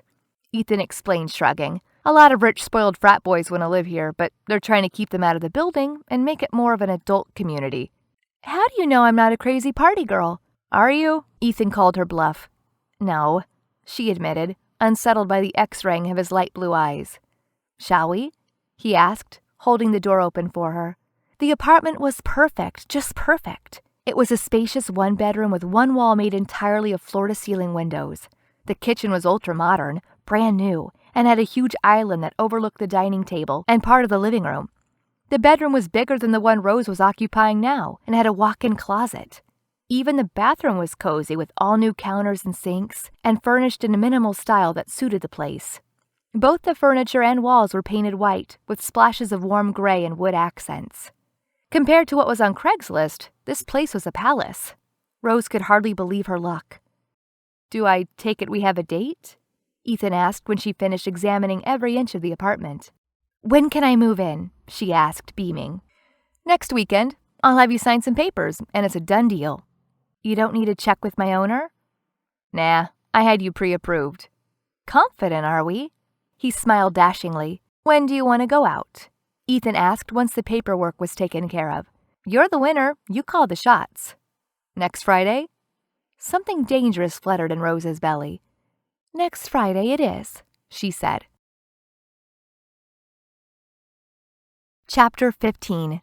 Rose. In the following days, Rose changed her mind about how she felt about going out with Ethan every other hour. At first, she'd be happy for the distraction. Then she'd get worried about getting into even bigger trouble. Ethan was another bad boy, possibly even worse than Tyler. Why couldn't she find one of the good ones? Because you find them boring as hell? A nasty little voice replied in Rose's head. When she was done worrying about how much Ethan might hurt her, guilt towards Tyler crept in, even though she knew she wouldn't feel anything but anger about the situation. After all, Tyler was in Paris with his girlfriend. But her heart was stupid, and it kept telling Rose she was being disloyal. Once the guilt trip was over, Rose switched almost immediately to vindictiveness. Of all the guys she could have gone out with, Ethan would definitely annoy Tyler the most. Not that he'd find out, considering they barely talk these days. She'd emailed him once to say she was moving out, and that she checked on his house every now and then, and paid the bills while he was in France. But Tyler hadn't emailed her back, probably because he never checked his non-Harvard email account, and she was perfectly happy with him not knowing, at least for a while, until she had enough time to settle into her new place, and life, hopefully. Ethan was due to pick her up at 7 p.m. It was 6:30, and Rose was already dressed. She had chosen her clothes for tonight well in advance as everything else was packed away in 2 huge suitcases for her big move tomorrow. She'd opted for a casual chic style, a white neoprene quilted sweater over lightly faded ultra-skinny jeans, and a pair of high-heeled nude pumps. In front of the mirror, Rose let her dark hair down and styled it in soft waves. As for makeup, she kept it simple. Foundation, bronze blush, a double coat of mascara, and lip balm. Rose didn't like to wear lipstick or lip gloss at restaurants. She didn't see the point when it would just end up on a napkin by the end of the night. At 6:55, the doorbell rang. Rose unhooked her black fur jacket from its hanger and hurried out of the house to meet Ethan. He drove to a fancy steakhouse for their first official date. He'd remembered meat was her favorite. She added 1 point for him in her mental scoreboard. "I wish I'd given in to Georgiana sooner," Ethan said after they drunk their first glass of wine. "Meaning?" Rose asked, uneasy at the mention of Georgiana. She tried to store the notion of her being Ethan's sister in a remote corner of her brain. "She's been begging me to go out with you for ages," Ethan explained. "How nice of you to worry about me," Rose said, unable to keep the sarcasm out of her voice. Anger at Georgiana's scheming resurfaced immediately. "I don't think she was being utterly altruistic," Ethan said. He was direct. Rose liked it. "I guess she was jealous of you and Tyler living together." Tyler's name made Rose blush. She hoped the reaction wasn't too obvious, even if Ethan's attentive stare told her otherwise. "So what made you change your mind?" Rose asked, steering the conversation away from Tyler. She didn't want to think about him tonight. "I met you," Ethan said simply, holding her gaze. He meant it to be a charming statement, but suspicion flared in Rose's chest at once. "So what is this?" She wiggled a finger between them. "A favor you're doing your sister?" "Ah, no. Miss Atwood, your accusations wound me. Please be square with me." Rose broke the courting act. She was tired of guys playing games. "Are you here only because Georgiana asked you?" Ethan's ever-present lopsided smile disappeared. "I would never do that," he said. "I'm here because I want to be. I'm here because the night I met you was the first night I'd had fun in forever, and because I hope that by the end of the night, you'll let me kiss you again." "Okay." Rose swallowed. When Ethan Smithson switched on the charm, he was impossible to resist. Maybe she really was jumping headfirst into bigger trouble. "Let's not talk about other people, then." Ethan nodded just as the server was arriving to take their orders. The rest of the night passed in a blur of general getting-to-know-you talk. Rose found she was able to relax with Ethan. He had an easy way about things, quite the opposite of his snotty sister. And he made her laugh, a lot. He didn't mention Tyler again during the dinner, much to Rose's relief. Besides her asking, Rose suspected Ethan was avoiding the topic so as not to spoil their first date. Deep down, Rose feared the moment she'd have to come clean about her relationship with Tyler. If she wanted to keep seeing Ethan, she'd have to tell him the ugly truth eventually. How would Ethan react? Would he hate her for hurting his sister? Think of her as the other woman? When Ethan pulled up in front of Tyler's house, Rose was surprised to see the clock of his car read 1 a.m. "Do you need any help with the big move tomorrow?" Ethan asked. "Yeah, sure. I'll stick my humongous luggage in your spacious trunk," she joked, wondering if his sports car even had a trunk. "I'll have you know I'm also equipped with the pickup, Miss Atwood. It should be more than capable of hauling your humongous luggage." She'd planned to call a cab, but the possibility of Ethan helping her was far more enticing. "Okay then, but only if you let me buy you breakfast afterwards." "Deal," he said. "Should we shake on it?" "I have a better idea," he said, and leaned in to kiss her. "You seem undecided," Ethan said. They just finished moving Rose's luggage into her new apartment, and Rose was famished.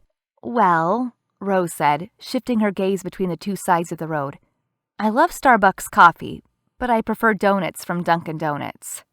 All night she thought about Ethan, about their date the night before, the conversations they'd had, the occasional fluttering in her belly, and the kiss. Yesterday had been the first night Tyler had not haunted her dreams. "You get the coffee, and I'll get the donuts," Ethan proposed. "But breakfast was supposed to be on me," Rose protested. He laughed. "So pay me back the $2 the donuts will cost." Rose smiled and gave in. "Okay, let's meet back here and we can eat in my new kitchen." "Do you ever miss Texas?" Ethan asked her as they ate breakfast, seated at Rose's new table next to the wall-wide windows. Sunlight filtered through the glass, making her new apartment appear even brighter than when she'd seen it the first time. "Sometimes, but we moved here 7 years ago, and now Boston feels like home too," Rose said. "You keep saying we."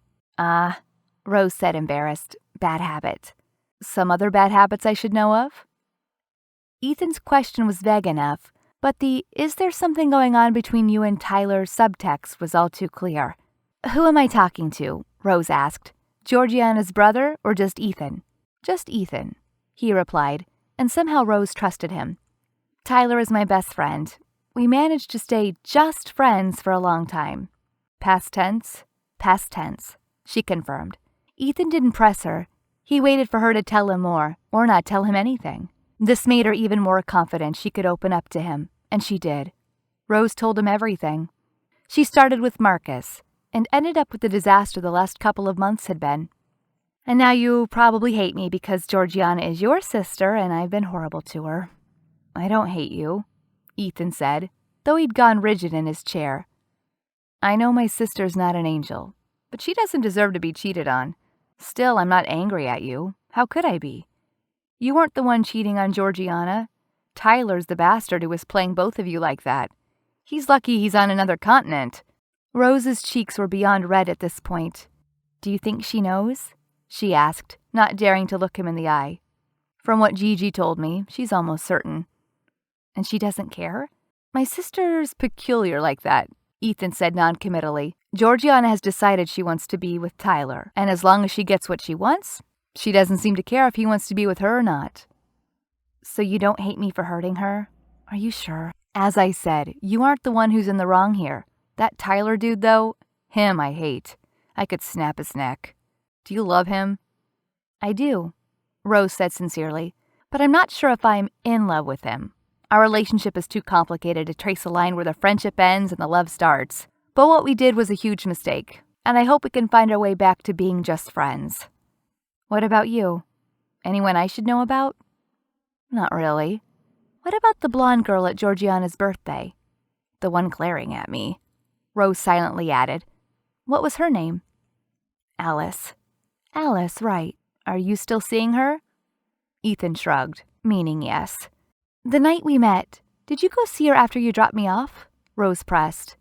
Ethan's eyebrows flew upward. He was clearly taken aback by the question. "I did," he admitted. "Did you sleep together?" Ethan replied with a curt nod, his jaw tense. "And after that?" Another small nod. "When was the last time?" "2 nights before our date." "Will there be a next time?" Rose asked, not sure she wanted to know. "I don't know," Ethan answered honestly. "Listen." Rose took a sip of her coffee, which had gone cold. "I genuinely like you." "I sense a but coming," Ethan said with a skeptical smile. "But I don't want to be mixed up with another love triangle. My life is already too complicated as is. I don't want to fool around. And let's not kid ourselves. You're Georgiana's brother. That's not irrelevant." "You're right," Ethan said. He stood up and pulled on his black leather jacket. "I should sort myself out first." He moved toward the door. "If you ever do, well, you know where I live." Rose followed him to the door and held it open for him. "Goodbye, Miss Atwood." Ethan kissed her on the forehead. Rose liked that he acted like a gentleman out of a Jane Austen novel whenever he was flirting. "Goodbye, Mr. Smithson," she said, playing along. She watched Ethan go and closed the door behind him, leaving her forehead against the cold metal. Rose was already feeling a pang of regret. Had she done the right thing? If so, then why the disappointment? Because doing the right thing sucked, she answered herself. But she'd done enough wrong for a while, and she wanted her next relationship to start out clean. No secrets, no sneaking around, and most definitely no other women. If the bare mention of an exclusive relationship sent Ethan running for the hills, it'd be even clear that she'd made the right choice. Chapter 16. Rose. Once she was settled into her new home, Rose started settling into her new independent life as well. Being out of Tyler's house helped more than she'd expected. Not having to see him or Georgiana was the icing on her recovery cake. 6 months was a long break. By the time Tyler came back, her heart would be healed and she'd be in control of her feelings once again. Really, France was the perfect solution and the only way to salvage her friendship with Tyler. This forced break was the longest they'd ever been apart, but Rose didn't have time to feel alone. Harvard Law was more than enough to keep her mind busy, and without distractions her grades had become even better than usual. Rose was concentrating on herself and on her studies. She was alone, independent, in control of her life, and it felt good. Rose stretched in bed, half asleep. It was Saturday morning, and even if she had to study, she hadn't set the alarm clock. Unexpectedly, the doorbell rang, cutting her morning treat short. Rose stared at the ceiling, confused for a few seconds. It must be the mailman delivering her latest textbook order. She reluctantly shuffled out of bed, adjusted her hair in a messy bun, and went to open the door wearing only her pale gray just above the knee nightdress and a pair of socks. She had a paper to write anyway, so the delivery was a good wake-up call as any. But there wasn't a mailman waiting for her on her landing. Rather, it was Ethan, holding a tray of coffee cups and a box of donuts. "Trick or treat?" he asked. "Aren't you supposed to wear a costume for that?" Rose said groggily, her voice still thick with sleep. She'd forgotten it was Halloween. "Not a morning person, huh?" Ethan said with a wicked smile. "Guilty. Don't you even want to know the plea bargain first? You have donuts in one hand and coffee in the other. I'm good." Rose smiled. "Come on in. Let me go put something on." "No, please. It's the first time I've seen your legs. They look too good to be covered up." "Well, sorry, but I'm not comfortable being the only one in the room not wearing pants." "In that case..." In a swift move, Ethan dropped everything on the kitchen table and kicked away his shoes. He was already unbuttoning his pants before Rose realized what he was doing. "That's not what I meant," she protested, covering her face with her hands, but he was already folding his pants neatly in two. Ethan laid the pants on the back of a chair on which he sat afterwards. Rose had no choice left other than to sit opposite him and try to ignore the fact that there was a half-naked, very attractive guy sitting in her kitchen. "So what brings you to this part of town?" Rose sipped her coffee, pleased to notice he'd remembered she loved cappuccinos. "Oh, I like to check on tenants I've helped find a place from time to time." "You mean you bring coffee and donuts to all of them?" "No, donuts are a special perk I reserve for you." "I'm honored." She took a bite to show her appreciation. "You've been all right then? You have all you need?" Rose knew his question wasn't a casual one, but she gave him a casual answer all the same. "I'm missing something red." "Red?" "Yeah. I like the minimalist style, but I need a pop of color." "Don't tell me you have an artistic side. So unlawyer-like of you. How's everything else been?" "Same old. You know, I'm having fun with constitutional law." Rose knew she was avoiding his questions, but she wasn't sure what he was doing yet. "How about you?" "I've pretty much been a lone wolf for the last month." He looked a bit like a wolf, one with piercing blue eyes. "Not on my account, I hope." Rose hid her face behind her coffee cup. "To be honest, Miss Atwood, it has been on your account." Rose smiled. She really liked when he acted the gentleman. "You want more coffee?" "Sure." She moved into the kitchen and Ethan sprawled out on the couch. Rose had almost forgotten he was pantsless. Watching Ethan Smithson wander around her living room in boxer shorts was weird and thrilling at the same time. "Just coffee, or do you want a cappuccino?" she asked from behind the kitchen island. "You make cappuccino at home?" "Yeah, I have a frothing machine." "Then a cappuccino." Rose brought 2 huge mugs to the couch and sat opposite Ethan, draping her calves on his lap. For a horrible moment, Rose feared she'd forgotten to shave her legs, before remembering she'd done it last night. Whew. "Is this what your typical Saturday morning looks like?" "Nah. I'm usually caught up in boring stuff like accounting or supervising some remodeling project. Running a company is a 24/7 job. And being a grown-up isn't fun." "I wouldn't know that. I'm still in grad school limbo, and I have at least another year before I have to grow up." "Lucky you." "So what were you like as a kid, before you went over to the grown-up side?" "I was a little terror." Rose chuckled. "I can imagine that." "I drove my mom and sisters crazy, but they adored me all the same." "Sisters, plural?" "Yeah, Georgiana is the youngest. Victoria, Vicky, is the middle kid, and I'm the oldest." "I didn't know you had another sister. Georgiana never mentioned her, and she wasn't at her birthday." "That's weird because they're tight as hell. I'm sure Vicky didn't make it to Gigi's party because she was stuck in an office with a big case to work on. Ever since I quit the practice, Vicky's career has been my father's consolation. She puts 80 to 90 hours a week into the family business, and she's even engaged to another pedigreed lawyer. They're getting married next year, and I'm sure they'll breed another generation of perfect little lawyers. She's a daughterly dream come true. Despite that, I love her. Vic manages to remain human even after going over to the dark side. You really can't stand lawyers. Should I remind you I'm going to be one pretty soon?" I won't hold it against you, I promise. So you never liked law? Ethan shrugged. In school, I didn't mind it per se. It was more the fact of not having a choice that didn't sit well with me. To do it just because I was supposed to, expected to. And yes, I hated staying all those hours in the office. But running a company isn't that different. I have to be on the job just as much. But since it's my choice, I'm happy about it. Does that make any sense? It makes a lot of sense. And being a lawyer still has its perks. I don't need anyone to draft my contracts, which saves me a lot of money. What about you? Have you always wanted to be a lawyer? Yeah, my dad passed it on to me. He wanted to be a lawyer but couldn't. Couldn't? My grandparents both died in a car accident right after he graduated from college. He'd already been accepted to Harvard Law but couldn't go. His brother and sister were still young. My Uncle Adam was in high school and Aunt Deborah was even younger. My dad had to go back home to take care of them. I'm sorry. Thank you, but it's okay. It was a long time ago. Anyway, when my dad moved back to Dallas, he took over the family business and provided for his brother and sister. He was already engaged to my mom, so Dad became their stepfather and Mom their stepmother, sort of. By the time my aunt and uncle were old enough to take care of themselves, I was already 3 and the company was doing well. With a daughter and wife to care for, my dad didn't want to leave a secure position to follow his dreams, but he kept studying on his own. He discussed cases and sentences with me when I became old enough. We always watched crime shows together, judging the cases they presented, and we loved playing court or just discussing this or that sentence. No dolls and fairy tales for you? Rose chuckled. No, only vicious crimes. Anyway, Dad was so passionate about it, he passed on his love of law to me, and I absorbed it like a sponge. It's what I wrote in my admission paper to Harvard Law. In fact, I think it was one of the main reasons I was accepted into the program. So yeah, I've always wanted to be a lawyer. I should introduce you to my dad. He'd probably want to adopt you right away. Ethan commented with a dashing smile. He really is a terror, Rose thought, a dangerously attractive one.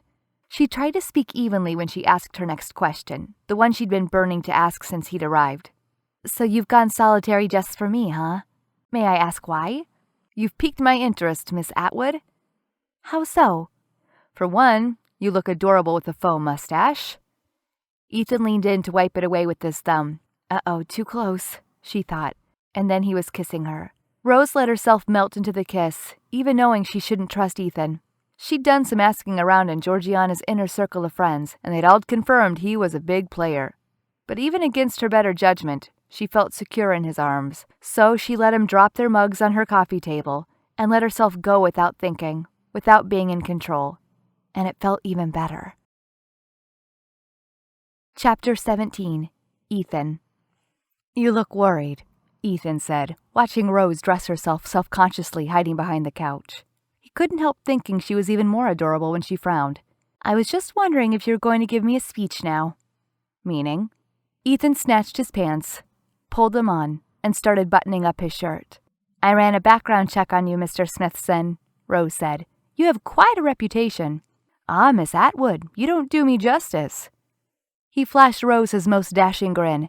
What falsehoods have you heard? That you pretty much run away from relationships the minute they become serious. Ethan's smile evaporated. I don't like to waste anyone's time. Is that so? Rose's face darkened. Ethan sat at the kitchen table undecided on what to say. True, he hadn't had a serious relationship in forever, not since Sabrina. In part, because he had yet to meet someone who really interested him. In part, it had been his fault. Ethan had bolted from a number of relationships because they were becoming too serious, just like Rose said. It had been too soon after Sabrina. But now? Was he finally ready to move on? Could he open up with Rose? Bare his heart to her? He never told anyone about what really happened with Sabrina. The official version for everyone, relatives, including Ethan's parents and friends, had been cold feet. And even if Ethan's mom suspected the truth, only his sisters knew the story firsthand. Rose followed him into the kitchen and braced her hands on the back of a chair. Come on, she prompted. I don't judge. Plus, you're obliged to tell me. And why is that? Because I've already confessed my darkest secrets to you. And if you tell me about those closet skeletons, I'll feed you. Feed me what? Ethan said. Rose opened a cupboard and studied its insides. How does boxed mac and cheese sound? Perfect. Despite himself, Ethan smiled again. Rose was so undomestic it was endearing. "If you throw in a beer, we have a deal." Rose put the mac and cheese on the stove to cook and sat in front of him, placing 2 bottles of Coors Light on the table. No glasses. Ethan liked her style. He liked it even more when she laid the head of the bottle on the edge of the table and punched the cap loose. Ethan chuckled. "That's a handy skill.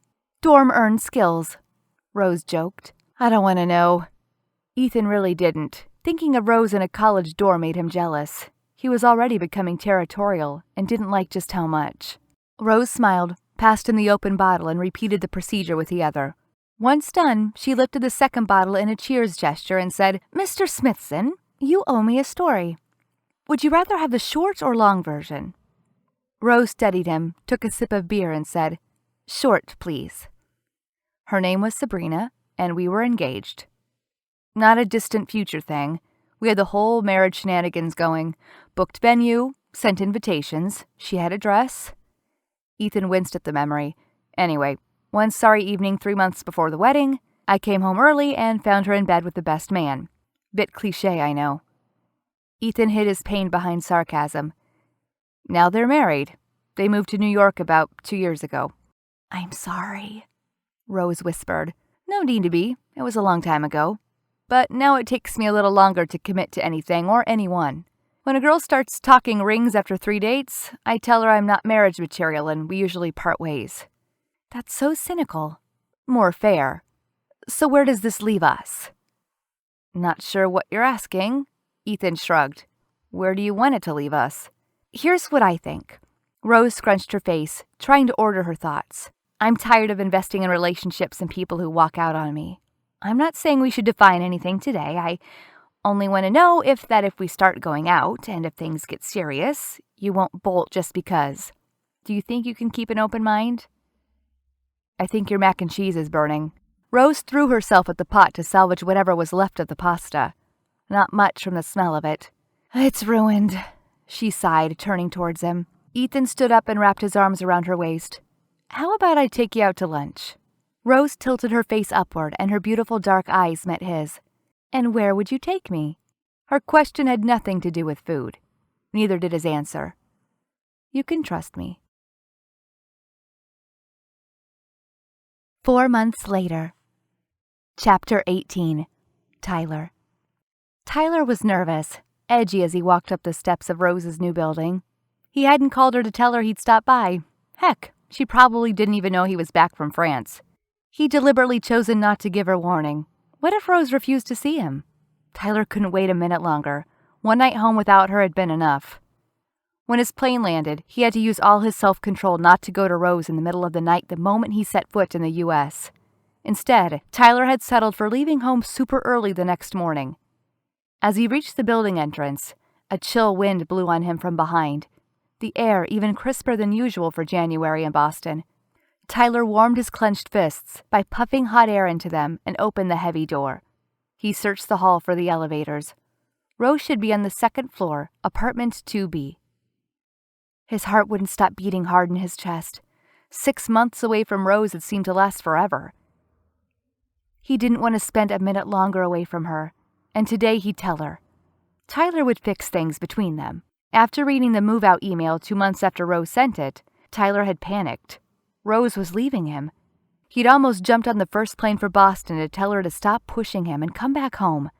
Given the way she'd chosen to say goodbye to him, Tyler knew Rose wanted him as much as he wanted her. That last night together had been the only thing keeping him sane during all these months apart. Still, he decided to let her cool down while he was away. Once he got back, he was certain he could charm her into forgiving him. Now the moment had finally arrived. More than receiving Rose's forgiveness, Tyler simply wanted to be with her. No one, not one girl, had ever made him feel anything close to the passion he had for Rose. She was his best and oldest friend. Rose was kind, smart, and smoking hot. All of his fears of a serious commitment, however important they'd felt before, seemed irrelevant now. Rose mattered more. Being away from her had made Tyler realize just how much he needed her, how lost he was without her. So much wasted time. Tyler pursed his lips.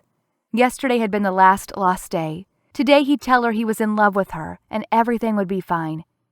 He took a deep breath and rang Rose's doorbell. Quick, excited steps proceeded to the door opening. "You're early," Rose said with a big smile. Then her eyes met his, and the smile disappeared, replaced by shock. A gasp escaped her. "Tyler!" "Surprise!" he said uncertainly. Rose's dark eyes were different. They held a coldness Tyler wasn't used to. Well, he deserved it. He'd pulled a number on her. But he was sure he could make her forgive him, especially with what he'd come to say. "Expecting someone else?" "I didn't expect to find you on my doorstep," Rose said noncommittally. "Come on in. When did you get back?" She was still awkward, guarded. "Last night." "How was Paris? I was making coffee. You want some?" Rose was nervous. She always busied her hands with something when she needed to calm. "Coffee would be great. Thanks," Tyler said. "Nice new place." "Yeah, I was really lucky to find it." Rose avoided meeting his gaze as she spoke. "I brought you a housewarming gift and some upscale chocolate." Tyler handed her a gift-wrapped package and a Fauchon tin box. "Fauchon, wow, fancy." Rose set down the chocolate and unwrapped her present. "Thank you," she said, beaming. Her fond tone told Tyler he'd scored a point. "I've been looking for something red since I moved in," she added, still smiling as she admired the bright lacquered apple he'd bought in a Parisian design shop. This house needed a splash of color. Rose studied some options and finally positioned the apple in a corner of the kitchen island where it'd be visible from both the kitchen and living room. "Wow, it looks perfect." Rose stared at him with a renewed light in her eyes. "Thank you." This was his moment. "Listen, Rose, I'm sorry." Tyler took her hands into his. "I've been an idiot and messed up badly, but everything happened so suddenly, so unexpectedly. I didn't know what to do. Then there was France, and there wasn't much I could have done about that. Rose, I'm sorry. I've been a jerk, and you didn't deserve it. Can you forgive me?" "Tyler, I forgave you a long time ago." Rose shook her head, sighing. "We made a mess. I wasn't such a straight arrow either, but this is all gone now. We're fine." Tyler couldn't believe his luck. The reconciliation had been even easier than he'd expected. "I couldn't wait to see you, to say how sorry I am." "Come on, cheer up. We're fine." "I've missed you so much." "It's okay now." Rose leaned in for a hug, and Tyler shifted sideways to kiss her. "Whoa!" Rose pushed him back, planting both of her hands on his chest. "I said we're fine, not let's make out." "If we're fine, why can't we make out?" Tyler asked, leaning in again. Rose wiggled away, putting space and the kitchen island between them. "You just said you were sorry, and the minute I say it's okay, you try to jump me?" "What's wrong with jumping you? I want to be with you, Rose." Tyler tried to come around to her side of the island, but she made a stay there gesture. Okay, he deserved some grief, but now he needed to make her see just how much he cared about her. "These months away from you have been a nightmare. I was stupid before and scared about getting serious with you. But I had time to think, a lot of time, and I'm sure now. We can make it work. Please give me another chance." "Tyler, no. We both know it won't work. We're great as friends, and that's it. Look at the mess we made last time. Let's be just friends. Please, I want my best friend back." "And I'm here, but I want more. So what if it was messy last time? I've said I'm sorry. Why can't we try again?" "Listen, Tyler." Rose braced her hands on the countertop. "I'm not saying it was all your fault, because it wasn't. The mess was as much me as it was you. But now we've had enough time to cool off, and we can go back to how things were before, like it never happened.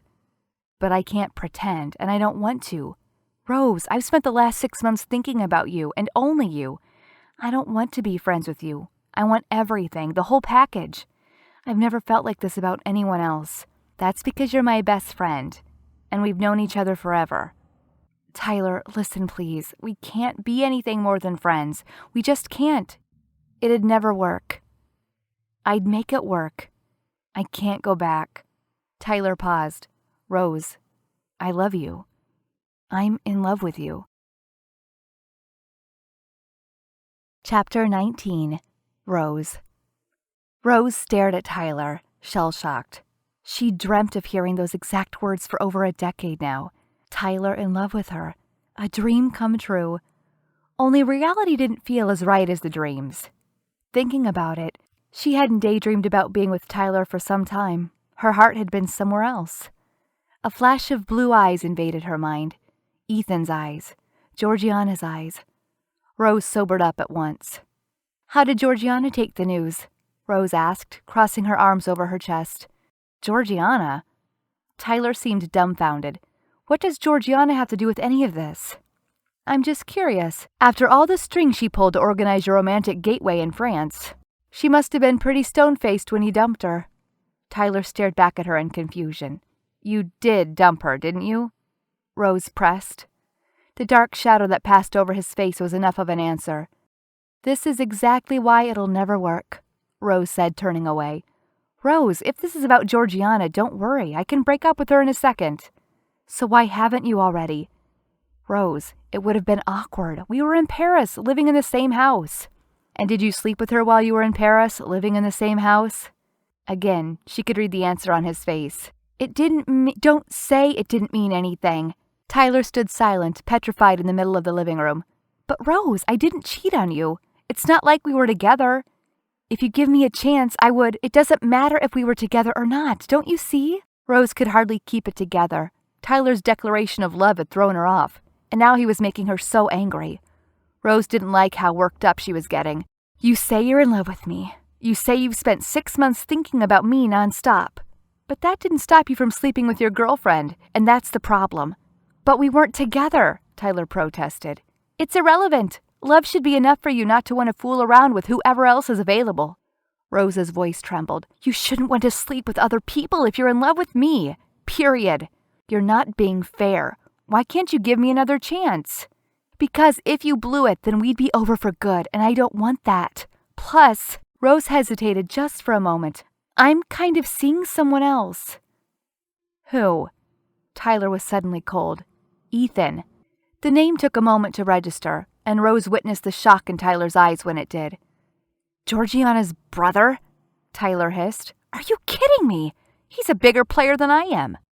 "He's not, at least not with me," Tyler snorted. "Why does he get a chance and I don't?" His tone was bitter. "Because if I break up with him, it's just that, a breakup. If we broke up, I'd lose my best friend too, and I don't want that to happen, ever." "It's not fair." Tyler pouted. "I would never hurt you. Rose, you have to believe that." "Tyler." Rose moved closer to him. "I do. I know you wouldn't hurt me on purpose, and I know you think you can behave, but the fact remains, you probably wouldn't. There's too much at stake, and I care about you too much. Tyler, if you cheated on me, I would never recover from that. Never. And I'm not willing to take that risk. Plus, I'm happy with Ethan. Really happy." At that, Tyler moved away and started pacing around the living room like a caged lion. "Bullshit, Rose. You care about me too much. If I tell you I can do something, it means I can. It's all about that dude, isn't it? Georgiana's brother was all over you from the moment he set eyes on you." Tyler sagged on the couch like an empty sack. "Do you love him?" The question made Rose's legs unsteady. Did she love Ethan? She wasn't sure. But if it wasn't love, her emotions were something close enough. Rose sat next to Tyler, staring hypnotized at his legs twitching up and down. "Tyler, I honestly don't know." He looked at her with sadness in his eyes. "I always thought we'd end up together at some point. I never thought I'd blow it so big time, or that it'd be too late." Rose didn't know what to say to that. She'd felt the same for a long time, even when she was with Marcus. Somehow she'd sensed the relationship wouldn't last forever, but something had changed between her and Tyler. Rose had had a taste of what her love life with him could turn into, the paranoia, the jealousy, the second-guessing. She hadn't liked it, and it had made her not like Tyler that much either. Rose didn't want to not like Tyler. She loved him too much. But Rose didn't know if she was in love with him anymore, or if she'd ever been truly. A long silence lingered between them. Tyler spoke first. "Am I?" "What?" "Too late?" Rose closed her eyes to search within herself and decide where she stood. She'd imagined Tyler saying all the things he'd just said to her a million times before, but in all her fantasies, she'd been elated, giddy, out of this world happy, and never empty. "Tyler, it wasn't meant to be between us. not romantically. Even if I was willing to risk our friendship and give it a shot, which I'm not. The truth is, I don't want to. I'm with Ethan, and I want to be with him. Can we go back to being just friends? As she asked the question, she felt a bit hypocritical. If she had to be honest, they'd never been just friends. There'd always been something deeper between them, a deeper bond than the sex had ruined. She hoped with all her heart they could find a way back to each other, but she was no longer sure it was possible. Tyler stood up from the couch without saying a word. He moved toward the door, opened it, and paused, his back to her. After a few seconds, Tyler stepped outside, slamming the door behind him, not once turning around. Chapter 20. Ethan. Ethan drummed his fingers on the leather wheel of his black Mercedes as he waited for the light to turn green. Another red light, and Ethan swore he'd speed through it. The drive through town toward Rose's apartment was taking ages. Georgiana had just called him to say she was back, that she left France 2 weeks early to be with Vicky and help her with her final wedding preparations. As happy as Ethan was to have Gigi back home, he was more scared of the 300-pound gorilla she'd brought along, Tyler Bronfman. Boston felt too small for the two of them, and Ethan didn't like the idea of Tyler anywhere near Rose. After 4 months with her, Ethan was in a good place. But now the D-bag was back, and Tyler and Rose would see each other every day at school, and possibly outside of it, too. The notion irked Ethan in a way he wasn't prepared to handle. He'd known he was in trouble the night he and Rose met. Rose stirred something in him. She held a power over him that not even Sabrina had had. Ethan wasn't the jealous type, but with Rose, he'd become possessive in a way he was ready to admit wasn't normal. And Tyler's return spiked this urge to new heights. Finally, Ethan parked outside Rose's building and jogged inside, not stopping until he was standing in front of her door.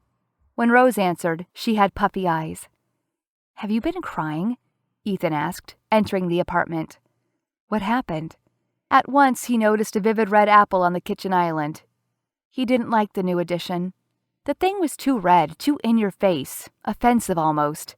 Ethan liked it even less than Rose's miserable expression, although he wasn't sure why. Not until he noticed the Fauchon chocolate box next to the apple. "Nothing, I'm okay," Rose said. "Found your red thingy?" Ethan asked, aware of the edge in his voice. Yeah, it's a present," Rose replied warily. "From Paris?" Rose nodded. "How did Tyler know you were looking for something red?" Ethan asked between gritted teeth. "I thought you two weren't talking." "We weren't, but Tyler knows me." That was an even worse explanation, and Ethan lashed out. "Not 24 hours in the country and he's already been here? What did he want?" "Ethan, please don't get jealous. I've had a bad enough morning already." "Why? What happened?" Ethan's hands curled into fists, and his knuckles went white. But he was mostly able to stay in control, and he resisted the desire to punch the wall as he listened to Rose's tale. Rose. Ethan didn't look good. Rose had wanted to tell him everything, but looking at the cold fury mounting on her boyfriend's face right now, she wasn't sure she'd made the right choice. His jaw was set tight and twitching, while his hands were turned into fists, clenched so hard the knuckles were turning stark white. "So let me get this straight," Ethan hissed. "The only reason you're not with Tyler is because you're too scared he'd break your heart? Otherwise, you would have already run off into the sunset together." "Ethan, that's not what I said." Panic flared in Rose's chest. "I must have gone deaf then, because that's exactly what I heard." Ethan and Rose glared at each other from opposite sides of the room, neither able to talk. Both were panting as if they'd just run a marathon. "Ethan, please." Rose broke first. "Can you calm down? I don't want to argue with you. I'm just trying to be honest. Can we talk about it without shouting or getting mad?" Rose watched him struggle to keep cool. Ethan was clearly beyond mad at this point. He flared his nostrils, paced around the room a couple of times, and finally settled on a stool at the kitchen bar. Rose was actually surprised by how quickly he'd calmed down. For the first time, she appreciated what it meant to be with someone older, more mature. Ethan might be mad, but he wasn't out of control. "I'm listening," he said, "but I hate the power Tyler still has over you." "Ethan, it's impossible not to be affected. If Sabrina walked through that door right now, you'd be upset even if you hadn't seen her in 5 years. We're humans, not robots." "I'm not in love with Sabrina," Ethan said pointedly. "And I'm not in love with Tyler." "Are you sure about that?" "Listen, I care about him and I always will, but no, I'm not in love with Tyler. I'm not sure I ever was. Ethan's shoulders relaxed. The nerve of that dude, he grumbled. He still hasn't broken up with my sister, and he came here to get all over you. Makes me want to punch him. Please don't. I'm happy with you, and I don't need anyone else. But Tyler is still a big part of my life. Ethan shrugged, annoyed. I know you don't like our friendship, Rose pressed, but can you accept it? Ethan was silent for a few tension-charged minutes, making Rose wonder what was going on inside his head. Finally, he looked up and pinned her with a hard stare. Talk to me, Rose whispered. I've been in this situation before. Ethan shook his head. With Sabrina, I noticed one stare too many between her and Max. But I didn't trust my instincts. I couldn't believe what was right before my eyes. I didn't want to, and I ended up being made the fool. I won't make the same mistake twice. Rose, I trust you, so I'll ask you one last time. Are you sure Tyler is just a friend to you? After everything that happened, and please be honest, I couldn't stand walking in on you and him together. So if you're not 100% sure, if you need time to think things through, just say so. I'd much rather we end things now, clean. If you say there's nothing between you two, you have to mean it. Ethan's speech was so full of passion, it made Rose tingle all over. Her body practically sang with warmth. Ethan, I do mean it, she said. Rose closed the distance between them and cupped his face in her hands. She didn't need to think about it. She was sure. I want to be with you, only you. Rose leaned in and kissed him. He tugged her into a bone-crushing hug that told Rose how scared he'd been over possibly losing her. She smiled. I prefer you when you smile, Ethan said. I prefer you when you're kissing me. Ah, Miss Atwood, I must oblige you then. He kissed her again, and after breaking the kiss, he added, What do you say we make it official? How? My sister Vicky is getting married in 2 months. She's been pestering me to know if I'm going alone or with a date. Would you like to be my +1? Wow! And meet the entire Smithson clan? Are you sure? As I'll ever be. I promise they don't bite. Rose hesitated, and Ethan stiffened in her arms. I mean, if you don't want to, I completely understand. You don't have to come. I can go alone. No, I want to, but... Ethan raised his brows. Will Georgiana be okay with me coming?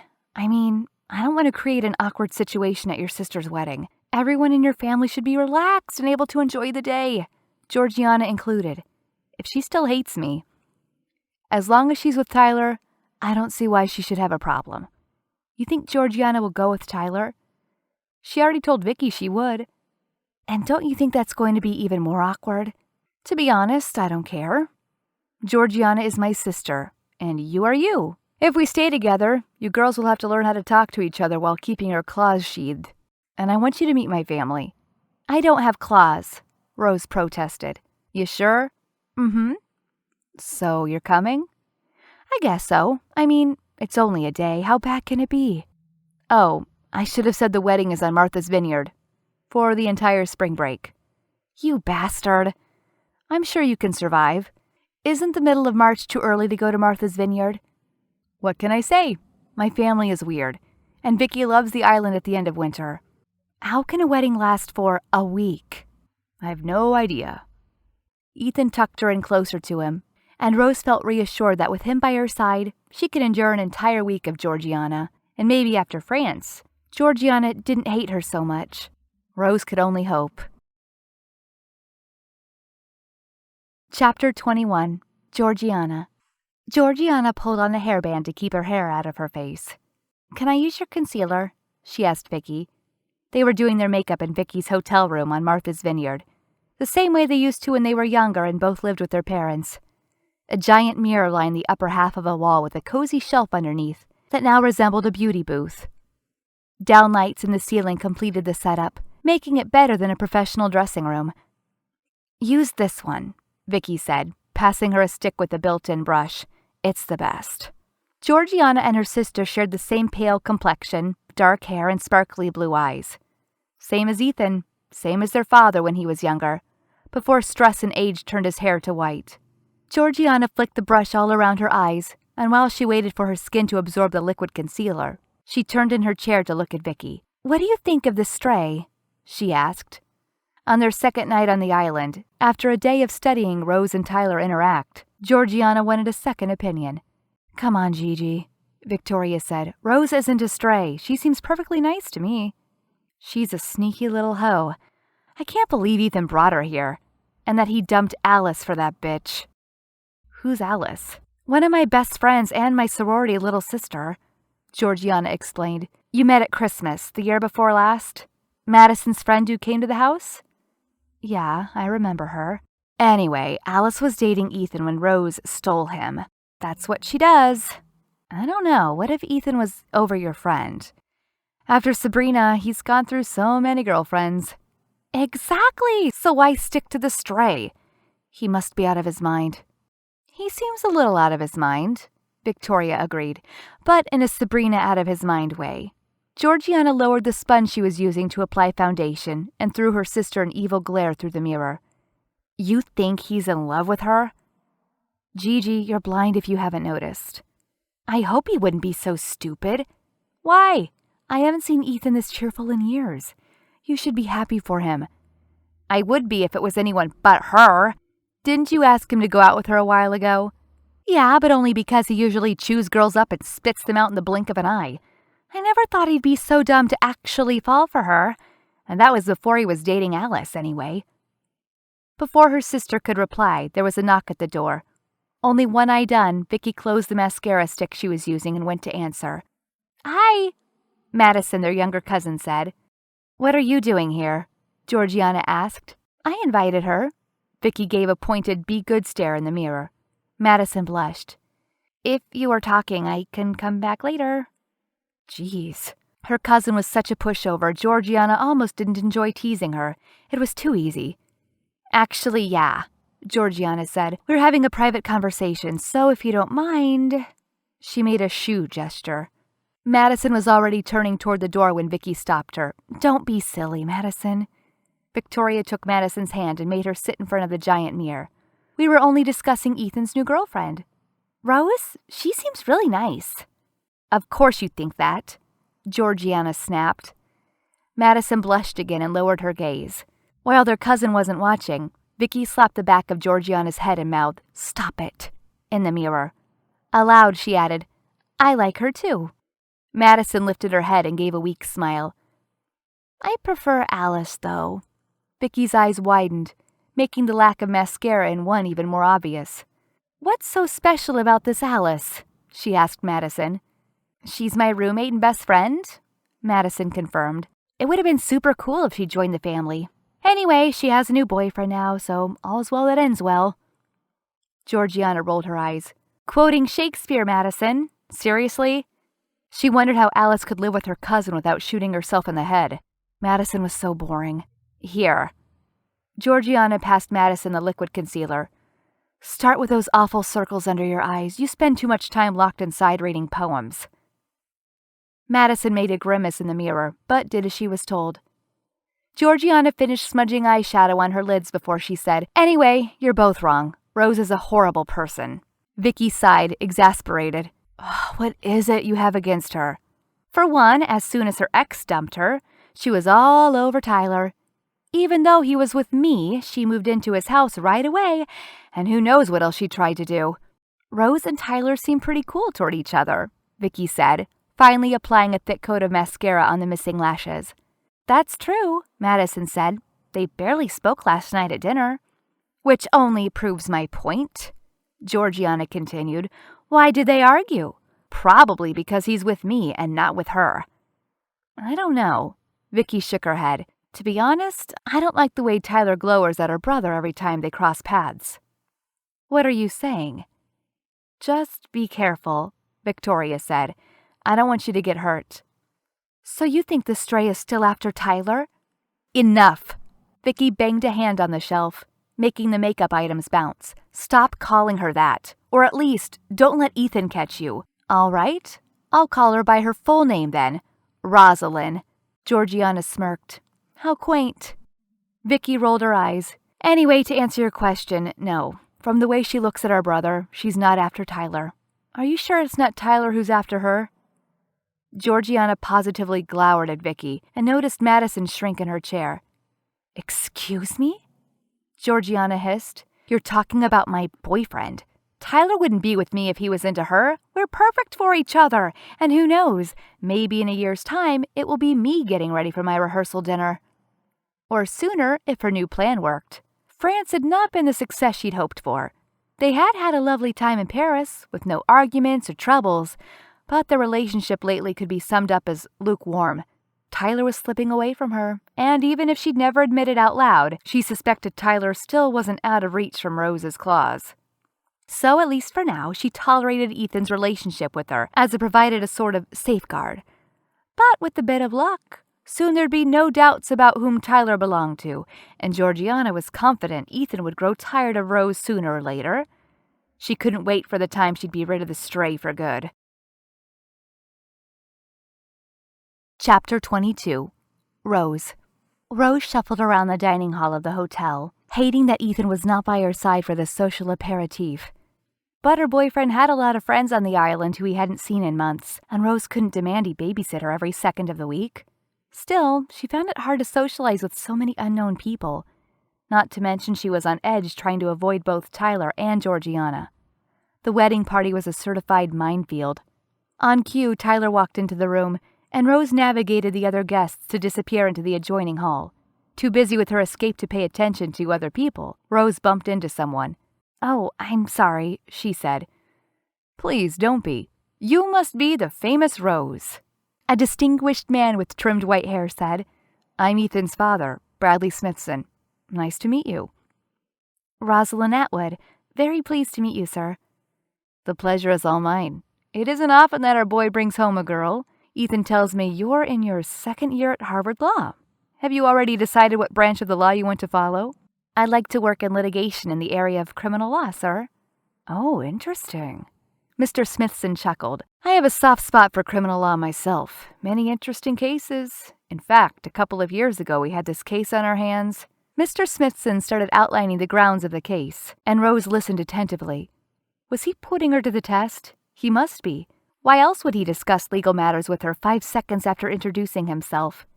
Ethan's dad finished his speech and stared expectantly. "What's your legal opinion?" he asked. Yes, definitely a test. Rose collected her thoughts. In the particular case he'd outlined, textbook solutions would only get the defendant into deeper trouble, which was probably why he'd selected it. So, what would a shrewd lawyer do? Was there a way out? Some aspect was escaping her. She concentrated, trying to get a firmer grasp on the solution. After closing her eyes for a second, inspiration hit. Jurisdiction! It was a jurisdiction issue. The crime had been committed on a federal enclave, and it did not fall within the jurisdiction of the state where it was being tried. Her dad had told her about a similar case ages ago. Rose smiled and offered her response. Mr. Smithson smiled back, a new respect twinkling in his eye. "Do they teach that to second-year students these days?" "No, I don't think so, but my dad has always been passionate about the law. As a child, he read me Supreme Court sentences instead of fairy tales." "Hi, Dad," Ethan said, coming up from behind them. He stepped up next to Rose and slid an arm around her waist in a protective gesture. "Son?" Mr. Smithson said, acknowledging Ethan with a nod. Then he returned his focus to Rose. "Your father is a lawyer? I'm not aware of any Atwood law firms in the Boston area." "Oh no, he couldn't pursue a career. When my grandparents died in a car accident, he'd barely finished college before he had to go back to Dallas to take care of his younger brother and sister." "Dallas? What does your father do back in Texas?" "He's in real estate." Ethan tightened his grip on her waist. He clearly tensed at the mention of his profession in front of his father, even if they were discussing her dad's work and not Ethan's. Atwood, Mr. Smithson repeated. "Are you by any chance related to David Atwood?" "Yes, he's my dad," Rose replied, embarrassed. Mr. Smithson's eyes bulged for a brief second before he caught himself. "Well, I'll let you young kids enjoy the party," he said. "It was a real pleasure meeting you, Rose." He smiled fleetingly, then turned on his heel and was gone. Ethan followed the exchange between Rose and his father with unease.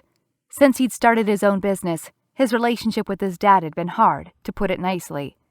To say his dad could barely stand to look at him would be more accurate. Smithson & Smithson was the #1 law firm in Boston, and for one of the heirs to abandon it was a slight too serious for his father to ever forgive. Ethan wouldn't have put it past him to make a sour remark to Rose, making her uncomfortable just to get at him, even if, so far, they seemed to get along well. Yet when Rose mentioned her father was in real estate, Ethan was ready to go on the offensive if his dad dared say something insulting about that particular line of work. Instead, his dad had stunned him by recognizing Rose's father by name and winking at him just before he'd left. Bradley Smithson, winking.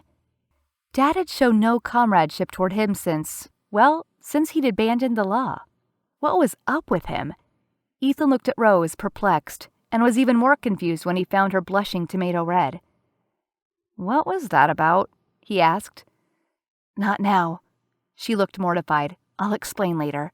"Rose, is something wrong? Did my dad say something to you?" "No, Ethan." Rose shook her head. "Your dad was perfectly nice." "What then?" "Why did my dad know your father by name?" "Can we do this later? I need a drink." She skipped forward, away from him and toward the bar. Ethan followed, curiosity building. He wasn't going to let this go. He'd ask her later in private, when he had better ways of mollifying her.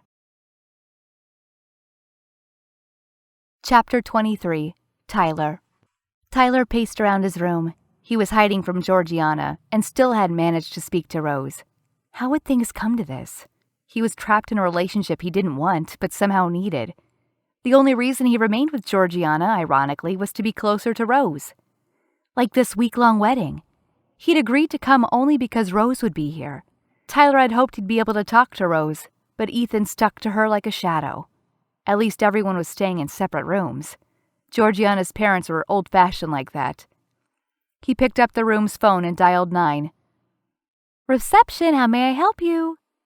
"Hi, hello, I'm here with the Smithson wedding party. May I have the room number of a guest?" "Sure, sir. What's the guest's name?" "Rosalind Atwood. Miss Atwood is staying in room 2405. You want me to connect you, sir?" "No, that's all, thank you." Tyler hung up. Damn.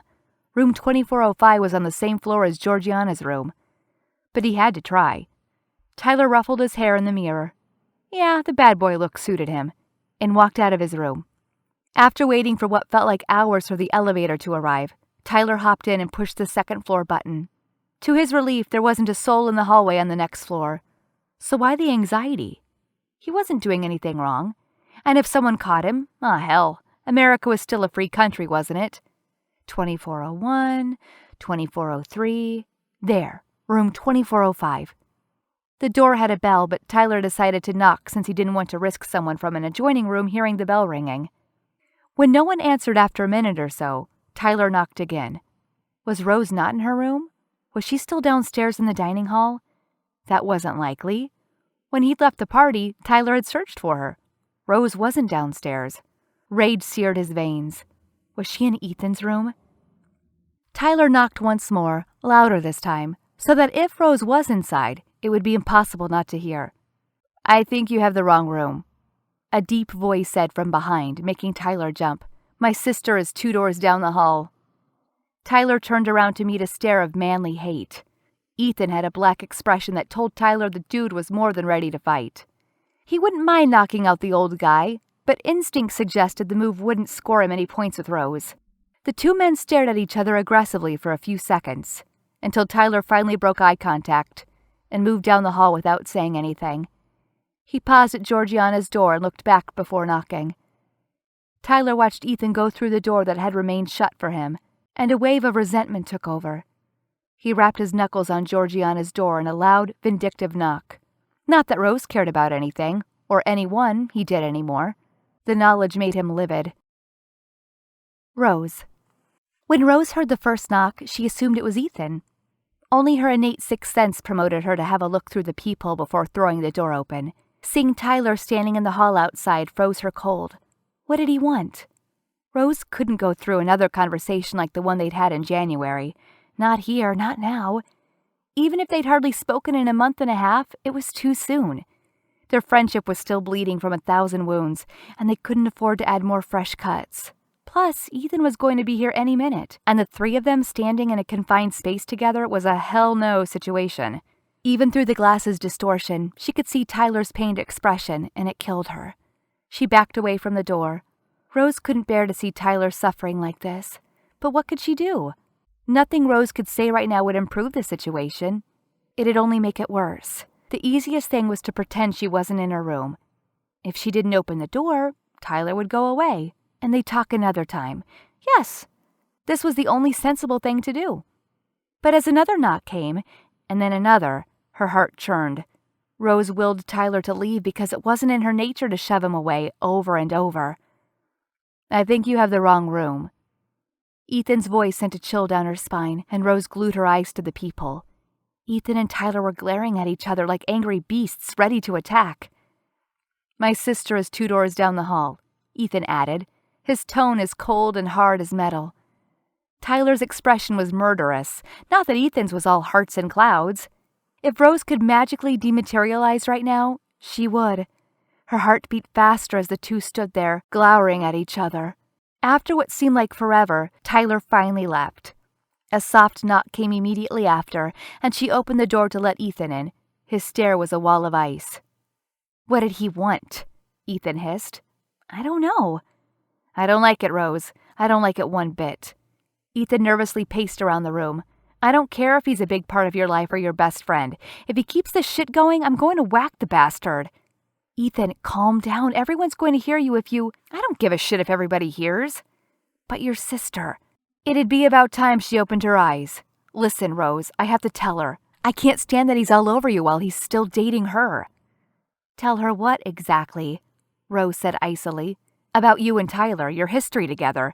I have to tell her. It's the only way she'll be able to move on." "Ethan, you can't tell her that." "What, I told you? You said I wasn't talking to Georgiana's brother." "But she's obsessed with him. How else can I make her see the truth?" "Not by telling her about me and Tyler. You promised." I know, but it's killing me the way to see he's hurting her, and I can't stand him anywhere near you." Ethan's shoulders relaxed for the first time since he came into the room. "Come here." Rose grabbed his hand and pulled him toward the bed, where they cozied into each other's arms. "I know it's hard," she said, stroking his hair, "but I'm sure everything is going to be all right. Tyler and Georgiana will break up on their own. If Tyler doesn't love her, he'll break up with her. To be honest, I'm surprised he hasn't done it yet." "What if he doesn't?" "Ethan, I don't think he's going to propose to your sister, so they'll break up sooner or later.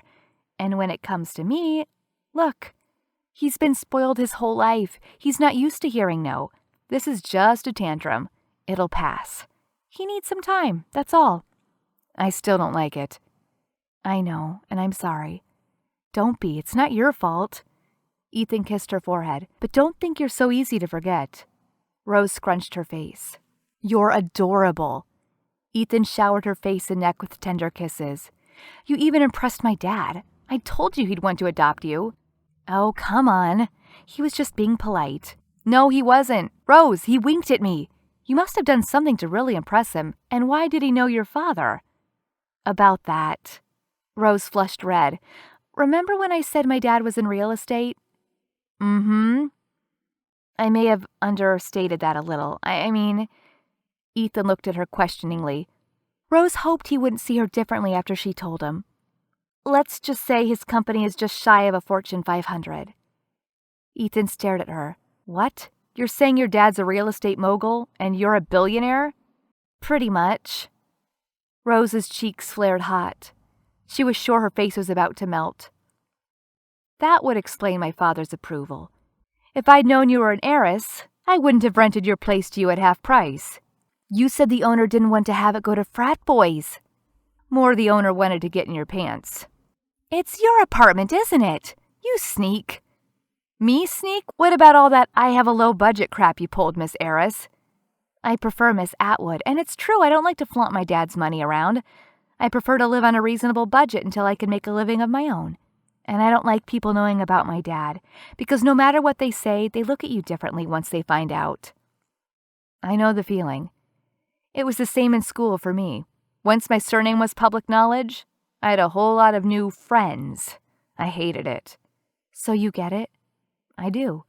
Are you mad I didn't tell you?" "No." Ethan leaned in and kissed her. "You must have really liked me to pull that rent stunt." Rose said with a mischievous smile. "How much did you lose?" "I do a little more than like you. And I didn't lose anything. I gained you, Rose." Ethan paused. He almost never used her first name, and it gave Rose goosebumps all over. "I love you." Rose's heart skipped a beat. "I love you too," she replied, 100% sure of her feelings. Tyler was forgotten. The man standing next to her consumed everything in Rose's world. Ethan, the man Rose loved and who loved her back. He kissed her and Rose sighed, forgetting about everything, even her name. Chapter 24. Rose. "Tyler?" Rose said into her phone. She'd heard nothing from him since the wedding 2 months back, and now he was calling her out of the blue. I need to talk to you." Tyler sounded agitated. "Can you meet me?" "Right now?" "Yeah, right now." Rose looked at her watch. In 45 minutes, she had a meeting for a group project that was due in less than a week. "I have a group meeting in 45 minutes, but can we meet on campus and talk there before I head to the library to meet the others?" "Rose, to hell with classes and finals and group projects." There was a hint of desperation in his words. "I need to talk to you, and it's going to take a lot longer than 45 minutes. "Tyler, did something happen? What is it?" "Not over the phone. I'll pick you up at your house in 15. The line went dead. Tyler had hung up without leaving her room to reply. Exactly 15 minutes later, her doorbell rang. Rose picked up her bag and hurried to meet Tyler downstairs at his car. "Hey," she greeted him, opening the passenger door and climbing in. "What's up?" Tyler turned toward her and Rose gasped. With his ghastly pale skin, bloodshot eyes, disheveled hair, and dark 5 o'clock shadow, her best friend looked a mess. Thinner than she'd ever seen him and 10 years older. "Tyler, what's going on?" Rose asked, alarmed. "Later." He put the car into gear and started driving, gripping the wheel so tightly his knuckles turned stark white. After 10 minutes of driving in silence with no radio and no talking, Rose began to feel uneasy. She had no idea where they were going. They might be heading north, but that was the extent of Rose's sense of orientation. "Tyler, can you at least give me a hint here?" He shook his head. "I can't talk about it in the car. I can't. Can I at least ask where we're going?" "Salem." Salem? Was this a witch hunt? But when they kept going on I-93 north instead of turning onto I-95, Rose realized they were going to Salem, New Hampshire, not Salem, Massachusetts. The why remained a mystery. She kept quiet for the rest of the ride until they stopped in the parking lot of what looked like an amusement park. Why would Tyler want to drive 45 minutes on a random Saturday to go to an amusement park? And on a day like this? At the end of April, the weather was still chilly and windy, and the park looked like a ghost town. Rose had so many questions she wanted to ask him, but once again she didn't. Certain he wouldn't answer anyway, she decided to wait, even if Tyler looked more wretched with every passing minute. She followed him to the ticket booth where he bought 2 daily passes. Tyler took a free map of the park and started walking toward a paved path. Rose walked behind him, a million scenarios playing in her head. Was this about them, their friendship, their love quadrangle? They hadn't talked properly after the wedding. When they bumped into each other on campus, there was always other people around to provide a buffer. The unspoken arrangement had suited both of them. Somehow, though, Rose knew this mysterious trip was about something else. Tensions lingered between them, but nothing strong enough to turn Tyler into the mess he appeared to be right now. Rose was so absorbed in her thoughts, she didn't see Tyler stop, and when he did, she bumped into his back. "We're here," he said. Rose followed his gaze upward and saw they'd stopped in front of a Ferris wheel. Her heart jumped in her throat. So it was something bad, really bad. Ferris wheels were their special place. The most important turning points of their life and friendship had been discussed while on a wheel ride. Mostly the one back at home, the Texas Star, but others worked in a pinch too. Rose thought back to some of the other things they'd said and done inside a Ferris car. They'd promised each other they would be friends forever, piercing their index fingers with needles and mixing their blood to seal the pact. When they were 12, they shared their first kiss, just because they decided they should practice the technique together before they did it for real with someone else. At least, that had been Rose's excuse. She wanted Tyler to be the first boy she kissed. It had also been on a Ferris wheel that Tyler had told Rose about losing his virginity. Years later, Rose had done the same. On one dreadful ride, they tried their first beer out of a flask Tyler had stolen from his dad and hidden under his football jacket. The beer had been warm and disgusting. and Rose had ended up getting sick, earning them one of the harshest groundings in their teenage history. They'd opened their Harvard admission letters together in a car much like the one currently rotating high above her. After high school, they'd gone less often, but Rose had cried over Marcus for the first time while on a ride. They'd kept the tradition of going at least once whenever they were at home in Dallas. Everything important had been said on a Ferris wheel, and now here they were in front of one. Tyler had something so big to tell her, it called for a wheel ride. What was it? A cold shiver crawled up Rose's spine. She was scared. "I know it's no Texas Star," Tyler said with a forced smile, "but it was the best I could find up here." There was no line, and as they entered the first available car, an eerie silence lingered between them. As soon as the ride started, Tyler dropped his head into his hands, and Rose realized with horror that he was crying. She'd never seen Tyler cry. Never. Rose wanted to comfort him, but she didn't understand why he needed comforting. Asking didn't seem like an option, so she just sat beside him in sympathetic silence. After the wheel did a full circle, the attendant on the ground moved forward, as if to help them dismount. But Rose signaled they were taking another ride. The park was empty, no one was in line, and after their second go-around, the attendant left them alone and kept the ride spinning. Cold air blew on them, especially when they passed the upper part of the wheel. Still, Rose buttoned her jacket to the neck and waited patiently for Tyler to be ready to talk, ignoring both the wind and the cold. "My life is over," Tyler said once they reached the top for the third time. "I feel so sick I want to throw up."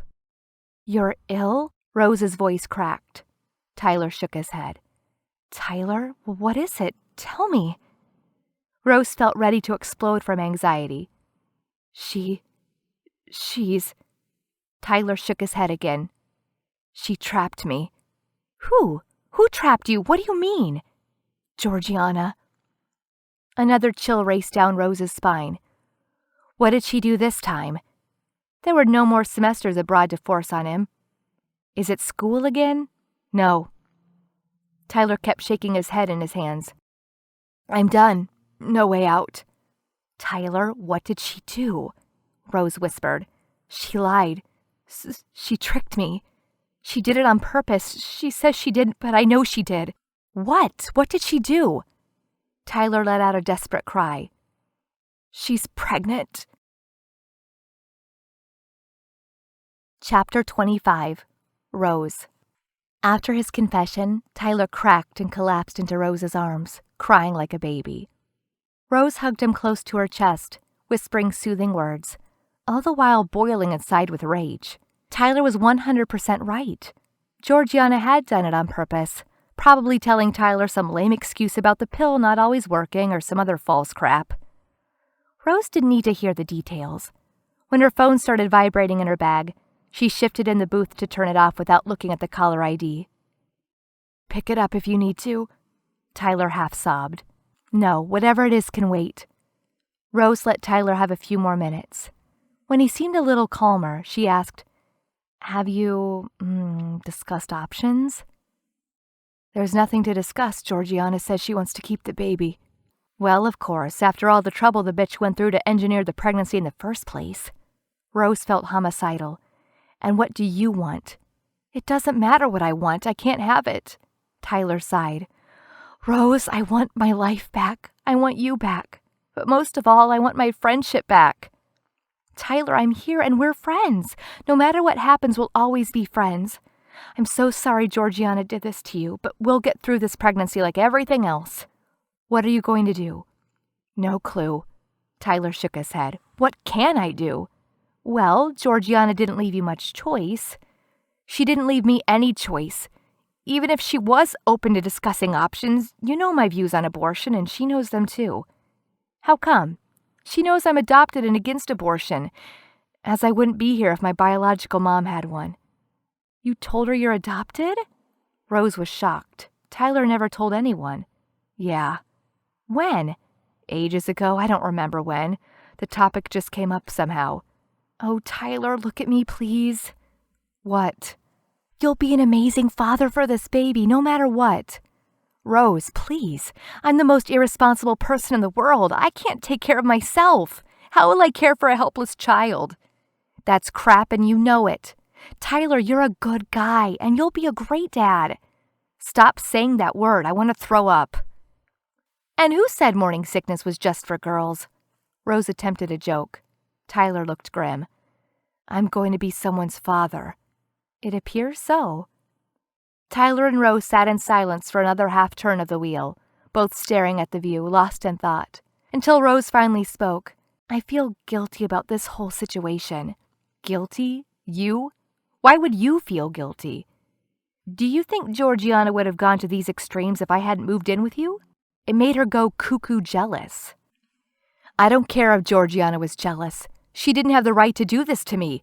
When she told me, Tyler growled, all I can say for myself is that I didn't strangle her, and not because I didn't want to. Ethan says she's obsessed with you. Don't bring him into this discussion, Tyler hissed. I don't want to remember he even exists right now. And please don't tell me again I should have dumped Georgiana a long time ago. I don't need an I told you so speech. I'm already aware of the mistakes I've made. Don't you think I regret every day not leaving Georgiana right after we... Anyway, I think about it every day. If I had, we'd be together now. And you wouldn't be dating the devil's brother, and I wouldn't be having a baby with the devil. Don't go there. This is not your fault. But it is, Rose. It's all my fault. If I hadn't been so damn scared, right now we'd be happy together. I've been an idiot, Rose. I wanted to be with you so bad, but I was scared because I knew with you it would have been the real deal. And so I did what I do best. I ran. I ruined everything. Georgiana got all schemy because I left her suspicions room to grow. I shouldn't have stayed with her. I shouldn't have gone to France, and I should have used a condom even if Georgiana swore she was on the pill. I mean, how many idiots have been in my position before? Listen, I'm not condoning what Georgiana did because it's so wrong on so many levels. But it shows you how much she cares about you. Tyler snorted. In her own perverse way, I think Georgiana really loves you. Look at all she's done to be with you. And it's not like she's after money or anything. In the past, Rose had suspected more than a few of Tyler's girlfriends of finding his wallet more attractive than the person. Georgiana wasn't one of them. The Smithsons are well off, so all Georgiana has to gain from this mess is you. And I'm not saying you should forgive her. Are you sure? Because that sounded a lot as if you were making excuses for her. No, there's no excuse for her behavior. But I am stating a fact. Georgiana loves you a lot. Love? Tyler scoffed bitterly. You don't trap the people you love. True. Let's say her love leans a little toward the selfish side. Okay, a lot toward the selfish side. But you can't deny it's there. What about you? How do you feel about her? I hate her, Rose. I hate her.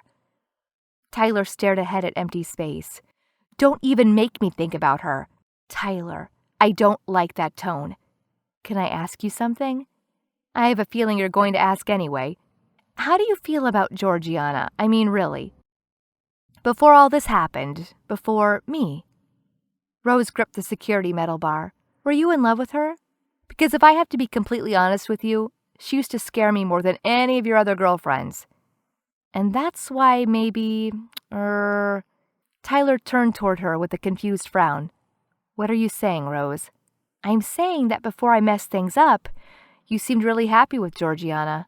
I'm saying that partially, subconsciously, things may have happened between us when they did because I felt threatened by Georgiana. Yeah, I was sad about Marcus, but I was also jealous of you and Georgiana. Rose released a breath. Oh, Tyler, I've been selfish and stupid and petty. I couldn't stand her, and I was scared she would take you away from me for good. That's part of the reason did, when we did. If you felt that way, why did you turn me down when I came home begging to be with you? When you moved to France, I had time to clear my head. I know I love you, and I thought I was in love with you for most of my life. But then all this shit happened, and you moved to Paris, and then I met Ethan, and... Please don't tell me how much you're in love with him because I couldn't stand to hear it right now. That's not... My point is this. I idolized you for more than a decade, and you probably did the same with me. In my head, I'd always pictured us ending up married after you straightened up a bit and had seen enough women naked to be good for life. Yeah, I had the same idea. But what's your point? My point is that maybe this fantasy we've both been having was just that, a fantasy. What I'm saying is, in all the years I've known you, I've never seen you as emotionally involved as you were with Georgiana. I mean, before I spoiled everything by jumping into bed with you because I wanted to ruin your relationship. Because, if I'm being honest, that's what I wanted. I couldn't stand that you hadn't cheated on her. I couldn't stand that you were no longer making a go at me. So I had to go ahead and screw your love life. Tyler smirked. Quite literally. Rose blushed but smiled. This was the first glimmer that made her recognize the Tyler she loved under the broken man, under all his sadness and worries. If Tyler could make jokes on a day like this, there was still hope.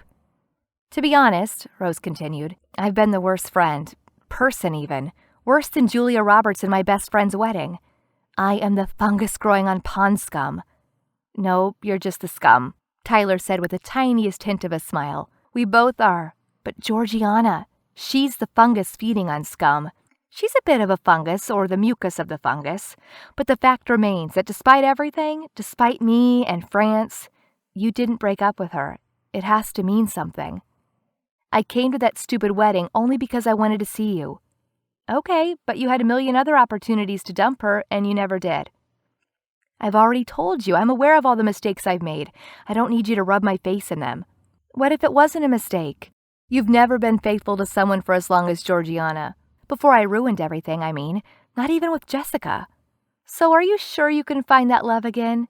That there's no way you could ever forgive Georgiana and be happy with her? Even if she's a bit, of a conniving bitch. I was going to say pushy. I know you're mad right now. Mad doesn't begin to cover it. Okay, but the only choice you can make right now is how to fit into the baby's life. Meaning, are you going to be a single dad, or are you and Georgiana going to be a family? Chapter 26, Ethan. Ethan had been pacing up and down Rose's lobby for an hour now, and his patience was running thin. Why wasn't she picking up the phone? She was with him, wasn't she? The notion only served to fuel his anger. He had the keys to Rose's apartment, being the owner, but it didn't feel right to let himself in when Rose wasn't there. She hadn't given him a key, and anyway, waiting inside the apartment would hardly be better. At least down here he'd see Rose the minute she came home. Half an hour later, Ethan watched a black car pull up in front of Rose's building. Tyler's car. So he'd been right, they were together. The lights of the car went dark and everything stood still. If Rose didn't come out of that damn car at once, Ethan would not feel responsible for his actions. He wanted to snap Tyler's neck so badly, and his being in the same car with Rose did nothing to calm the urge. Luckily, just when Ethan was about to spring into action, the car lights came back on, and Rose climbed out. As she trotted up the few steps to the front door, the car sped away.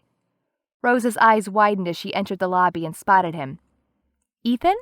Why didn't you pick up your phone? Ethan accused, not even bothering with a hello. Rose fired a question back instead. Did you talk to Georgiana? Ethan nodded. So do you really need to ask why I wasn't picking up the phone? Ethan was about to come out with some petty retort, but Rose cut him off. Listen, it's been a long day. Why don't we go upstairs to talk? He followed her to the elevator, and as it climbed to the floor, both kept quiet. The metallic ding announcing they'd reached Rose's floor sounded deafening after their silent ride. I want pizza, a giant one, Rose said, unlocking the door and taking off her jacket. Pizza? How can you think about pizza right now? I skipped lunch, I'm hungry, and I could use some comfort food. Are you mad at me for some reason? You were with him all day, don't deny it. And you didn't pick up your phone.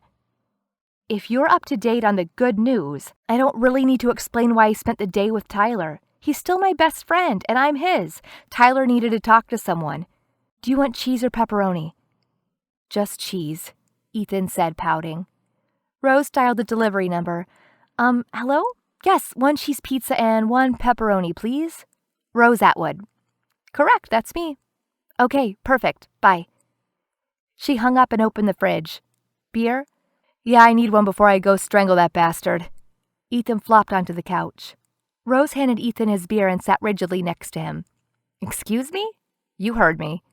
Yes, I did, but honestly, this whole situation is hardly Tyler's fault. Last time I checked, it took 2 to make a baby. Yes, it does take 2, but if one of the 2 say she's on the pill when in fact she's not, All it takes is one lying... Watch it, Ethan threatened. You're talking about my sister. I don't care if she's your sister. You're not on Georgiana's side on this, are you? I'm not even sure what her side would be. Her side would be Georgiana not being pregnant with that bastard's baby, and her never seeing Tyler again. Well, that'd be Tyler's side too, but it's too late for that. And whose fault is that? Ethan looked at Rose pointedly. Are you saying it's my fault? How is any of this my fault? If you'd let me talk to her, tell Gigi the truth, she would have never done it. Rose glowered at him, eyes black with anger. Don't you even dare go there, she hissed. There's no way it's my fault if your psycho of a sister decided to get herself pregnant. No way. So don't even try to put this on me.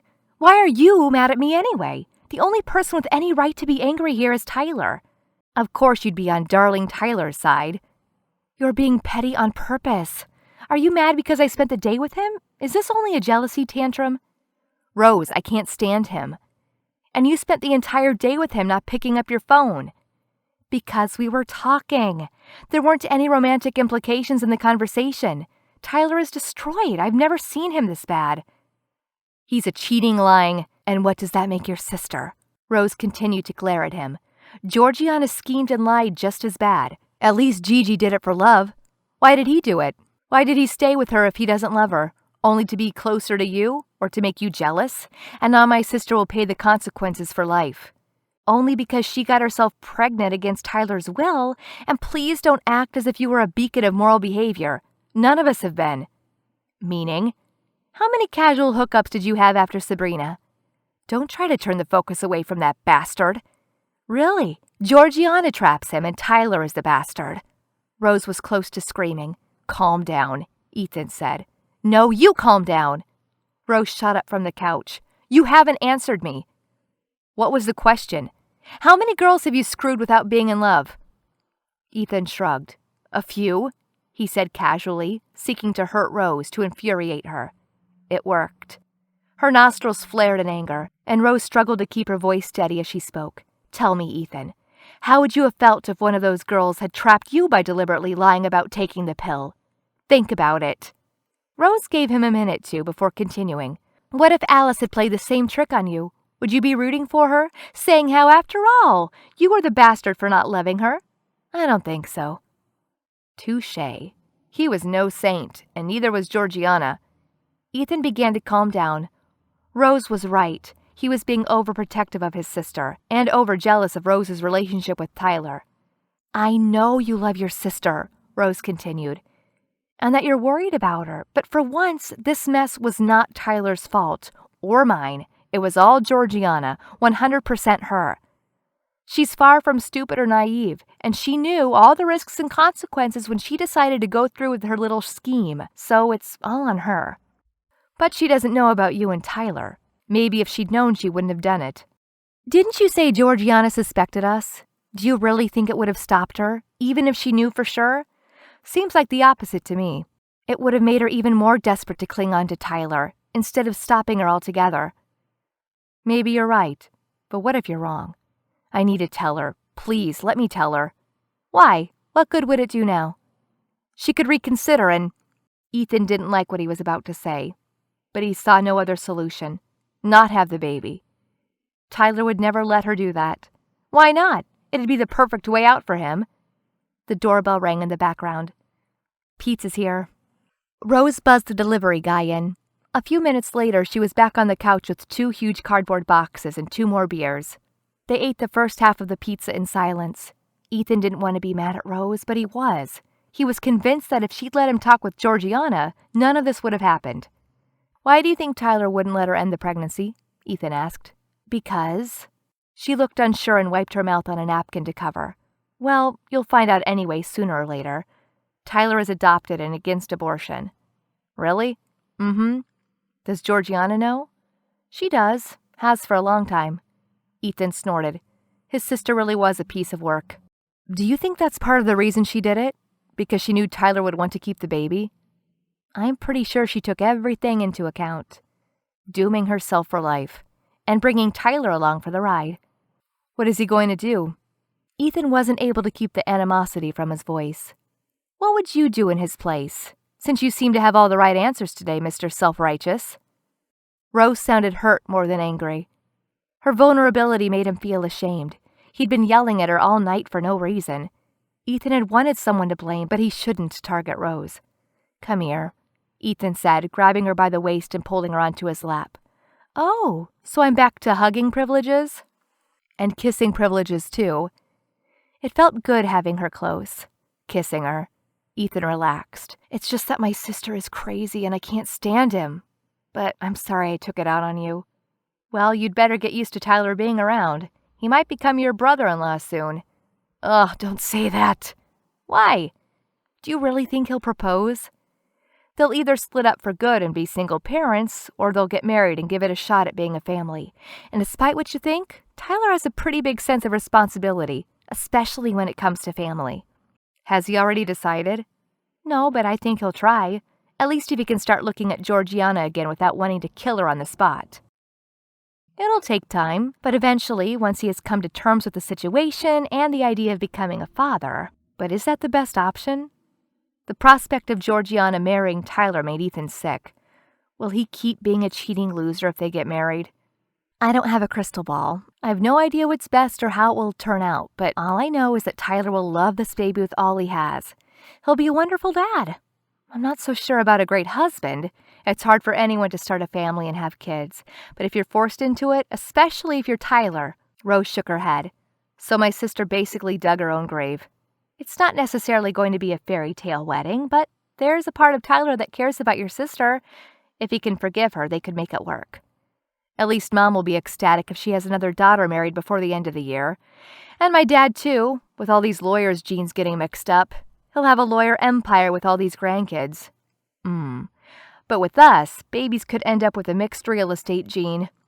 Rose blushed all of a sudden. Not that. I mean, I wasn't saying we should have kids or anything. It was just, you know. You're so cute when you blush. And you're so annoying when you look that smug.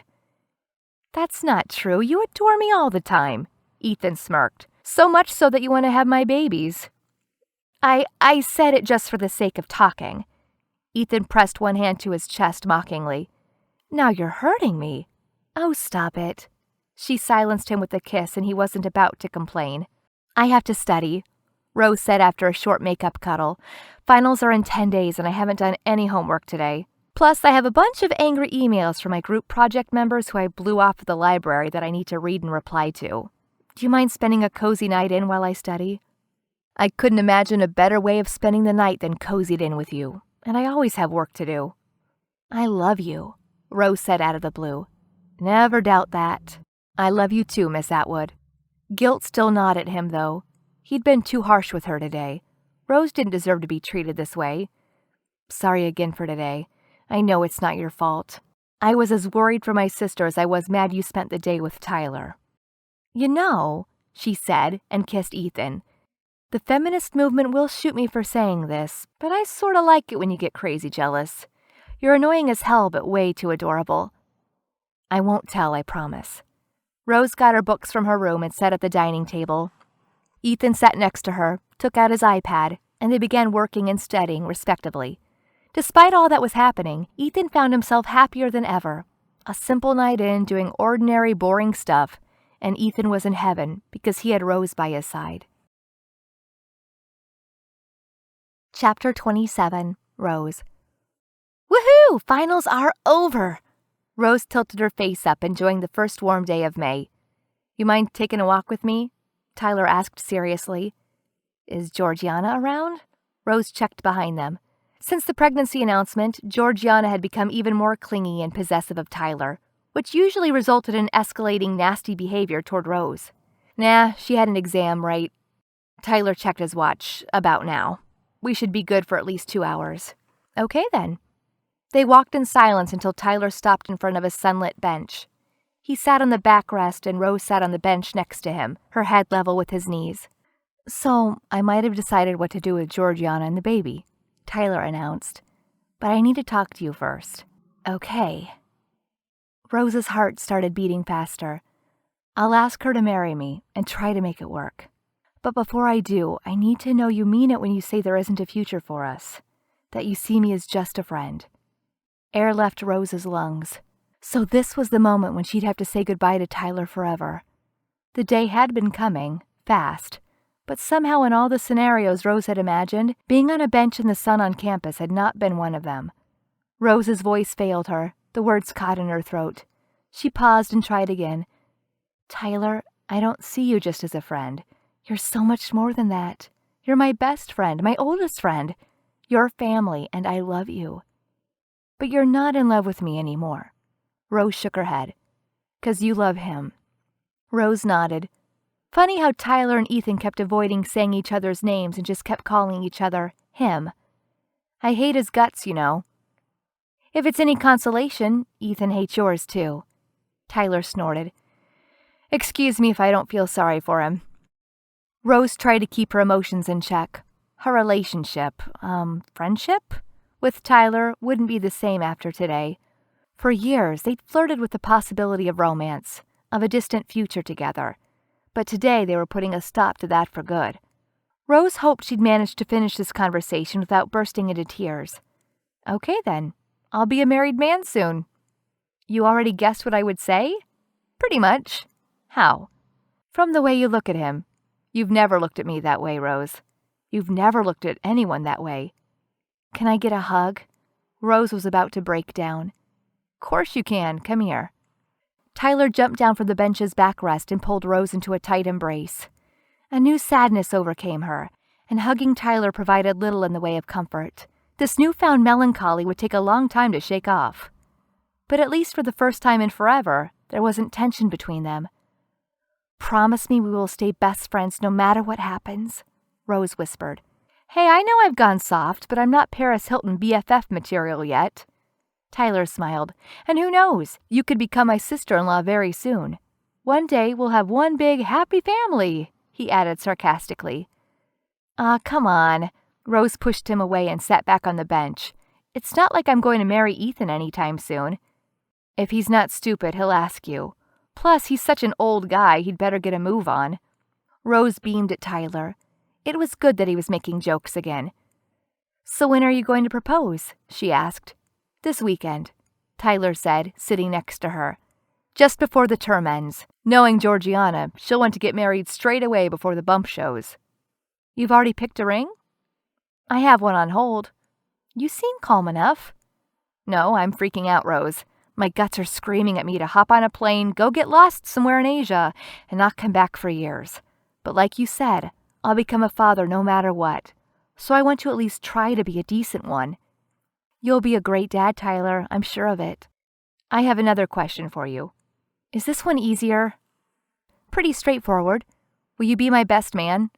Of course I will, Tyler. Thank you. It means a lot to have you there by my side. Will Georgiana, be okay with me being your best man? Why? You think she has you lined up for the maid of honor role? Ha ha. I'd be surprised if she let me inside the church at all. Between me and the old guy, I'm sure she won't have much of a choice. He's not old. He so is. So, will you be there by my side? Always. Rose squeezed his hand. They'd been on a long journey that had seen them together and apart, but finally, Rose had her best friend back. Chapter 28. Rose. A mere 3 weeks later, Rose examined Tyler's appearance in his wedding suit. They were in the chapel side room reserved for the groom, and the ceremony was supposed to start in 1 hour. After Tyler's proposal, Georgiana had not wasted a second. The Bronfman-Smithson wedding had been organized in record time. You look like a ghost, Rose said. And you look like a boy. I was under strict orders to dress in a tux and comb my hair in a low chignon. Your wife-to-be was worried I'd ruin the visual equilibrium of the ceremony if I were to stay by your side dressed like a girl. What?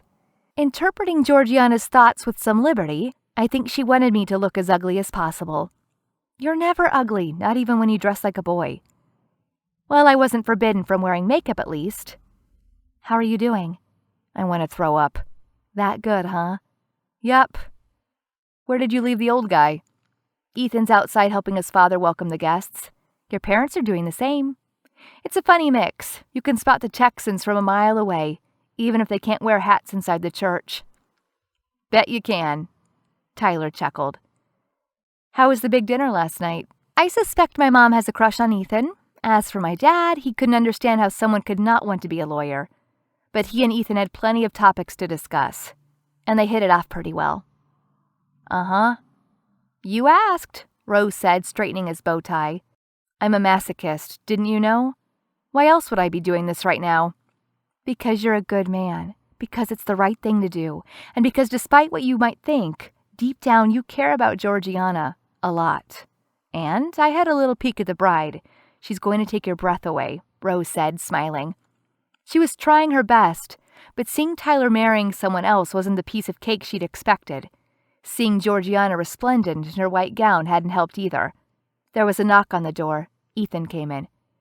How's everything going? Gigi wanted me to check that everything was in order. You're a little on the pale side, Ethan added, looking at Tyler. A gasp caught in Rose's throat. Ethan in a tux was something else. He was melancholic about Tyler and everything. They had a lot of history that was hard to let go of, but Ethan was her future. Of this, Rose was certain. You try the getting married thing, and then we'll see how you look, Tyler retorted. The two men still didn't like each other, but they were coming to terms with the fact that, for better or for worse, literally, they were about to become family. You sound like my mother now. Anyway, I come bearing gifts. Ethan removed a flask and 3 plastic shot glasses from his jacket. Here, he said, filling each with the transparent liquid and then passing them out to the bride and groom. Cheers. The 3 of them raised the glasses, tilted their head backwards, and downed the shots in one swing. Rose wrinkled her nose. Blech, vodka. A little too strong for the AM hours. Yet Tyler looked far happier than he had a minute ago. There was even some color returning to his cheeks. If we're all set, I'll go tell the priest we can start, Ethan said, tucking the flask and glasses back into his jacket. You should come out in a few minutes and wait for the bride at the altar. Tyler nodded bravely. When Ethan was gone, Tyler returned to Rose. The old guy. He's not too bad. I know. Rose was close to tears again. Vodka was a great idea for a guy with a bad case of cold feet, but probably not the best for an over-emotional friend. Come here, Tyler said. Rose went over to him and they hugged tightly. This felt like the last private moment they would ever share. Nothing will change between us, he whispered in her ear. Nothing, she said, repeating the lie. Tyler let go of her. Let's go do this, he said. He straightened his jacket and then marched out of the room. Rose watched him go, knowing in many ways she was letting go of him forever. When she came out of the small room, she was just Rose. There was no more Tyler and Rose.